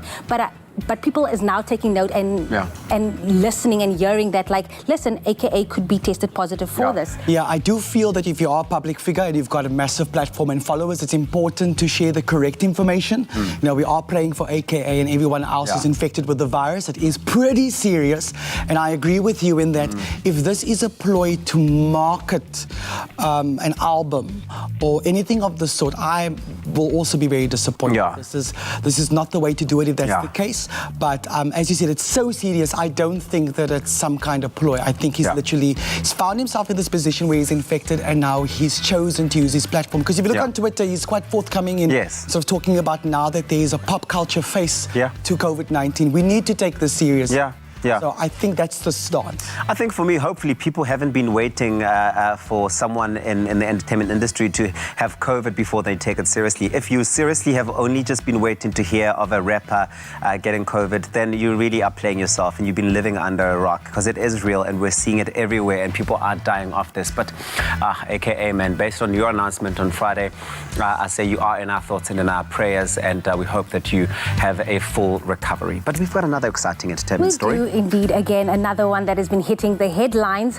August Alsina has confirmed that he was in a relationship with Jada Smith. Now, he reported on this saying that, Will Smith actually gave his go-ahead or permission for the relationship. But of course, Jada and Will then brought themselves to a very emotional episode of Red Table Talk this past weekend, where they were opening up about the marriage and what led to this. And both of them then confirmed that they were going through some, marital complications at this time. And they just felt that it was time to address this publicly because there was so much speculation about the relationship on social media. Jared? Hey, man, with Hollywood, you can expect all kinds of things. These are actors, after all. And I think for them, the beauty of this is that it's showing a different side to relationship and marriages, in that it's not always roses and sunshine, Marriage is something that and relationships are something you got to work hard at. And I think kudos to them for bringing this to the fore, to squash all the rumors or anything that could be tagged to the story. But simultaneously, like I said, it's Hollywood, so you kind of question, is this just repitching the whole, we are this couple and we stand together and this has happened, but we are going to come out on top on the other side. Yeah. I don't know, how are you feeling? Well, look, I think that I agree with you. Relationships are difficult, and relationships, take partnerships. It takes a partnership to build a sustainable relationship. We've seen them do this time and time again. This is not news. This happened 4 or 5 years ago, this relationship between Jada Pinkett Smith and August Alsina. All that's happening now is really that they are addressing it publicly because it has come out. But they've dealt with it 4.5 years ago already. They're back together. And I think that this, just to put to rest the thinking or the idea that Jada Pinkett Smith cheated on her husband is not true, because they were separated during this time. Yeah. And she found comfort in a 21-year-old man at the time, I guess. And there's nothing wrong with that. I think that, they went together, they're separated, they've been able to fix it. I don't see why this is even news. I don't know why this is a story. Maybe she needed content for her red table, so she thought, let's bring it back up. Here's the thing that I just want to say. Take away the fact that this is Will Smith and Jada Smith. This was a married couple. This boy, this 21-year-old, was suffering from depression and mental illness at this time when he came to their house. Yeah. So for her to go into an entanglement, this is what she called it, which is called a complicated relationship with a 21-year-old. I just can't wrap my head around this. What is the issue that he's 21?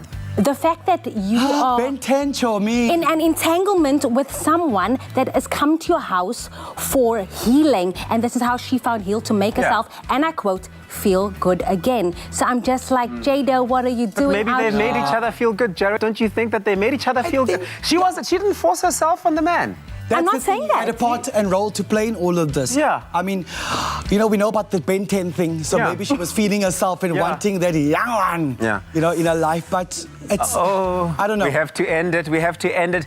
Bottom line, he wasn't a child. 21, you're not a child. Even if the woman's 55, you're not a child at 21. You make your own decisions. But Ryle, save us, Ryle. So many opinions from the team out there, so much entanglement, and of course it's been an absolutely enlightening and informative morning, and we can't thank you enough for joining us now. Engaging with various organizations has been such a treat today, and the initiatives that are advocating and leading the fight against gender-based violence amidst the lockdown has just been absolutely informative for us, and I hope you've enjoyed it too. Now, South Africa and the world has been fighting the scourge of domestic and family violence for decades, and the increasing rate of femicide in our country has seeking the answers to how we can prevent future generations from slipping into similar cycles.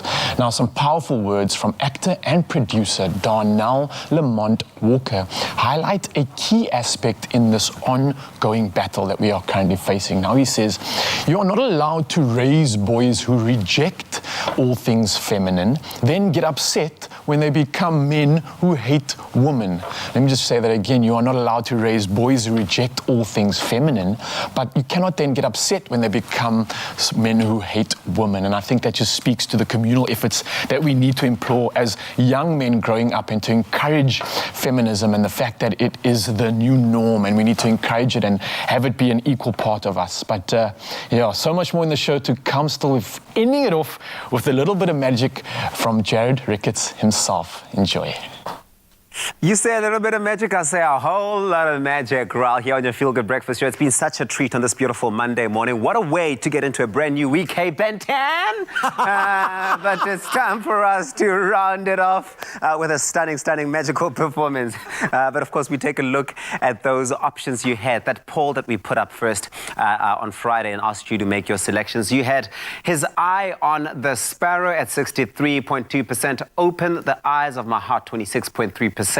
As I kneel before you at 10.5%. And it's been such a stunning selection of songs for people to choose from. But of course, Jared Ricketts and Roderick McKay are going to be just sort of rounding us off now and closing us off with a performance of His Eye on the Sparrow, made popular by Lauryn Hill. Sister Act, remember that? Take it away, guys. Why should I feel discouraged? Why should the shadows come? Why should my heart be lonely, longing for heaven and home?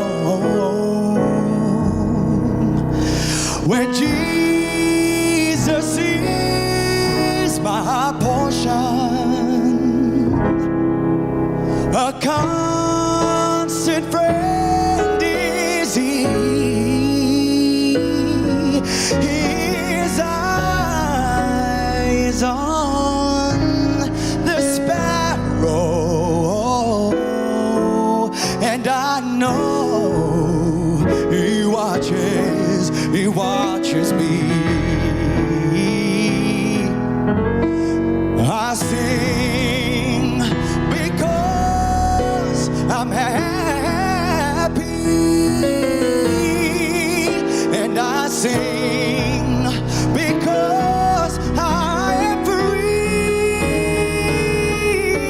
His eye is on the sparrow, and I know he watches me. Take it away, Roger, come on.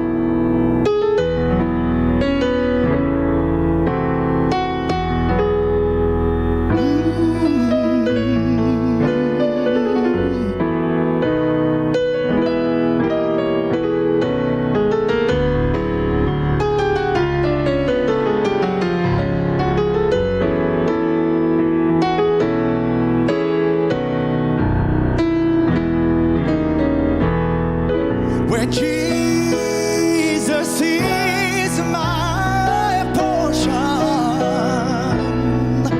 a constant friend is he. His eye is on the sparrow, and I know he watches me. Here we go. I sing because I'm happy.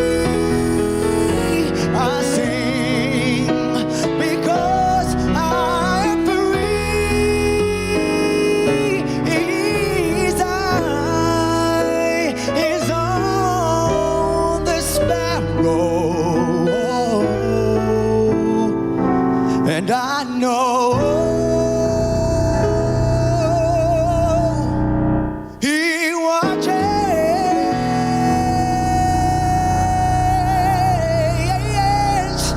me. Expresso Show, made with love by Clover. Another feel-good production.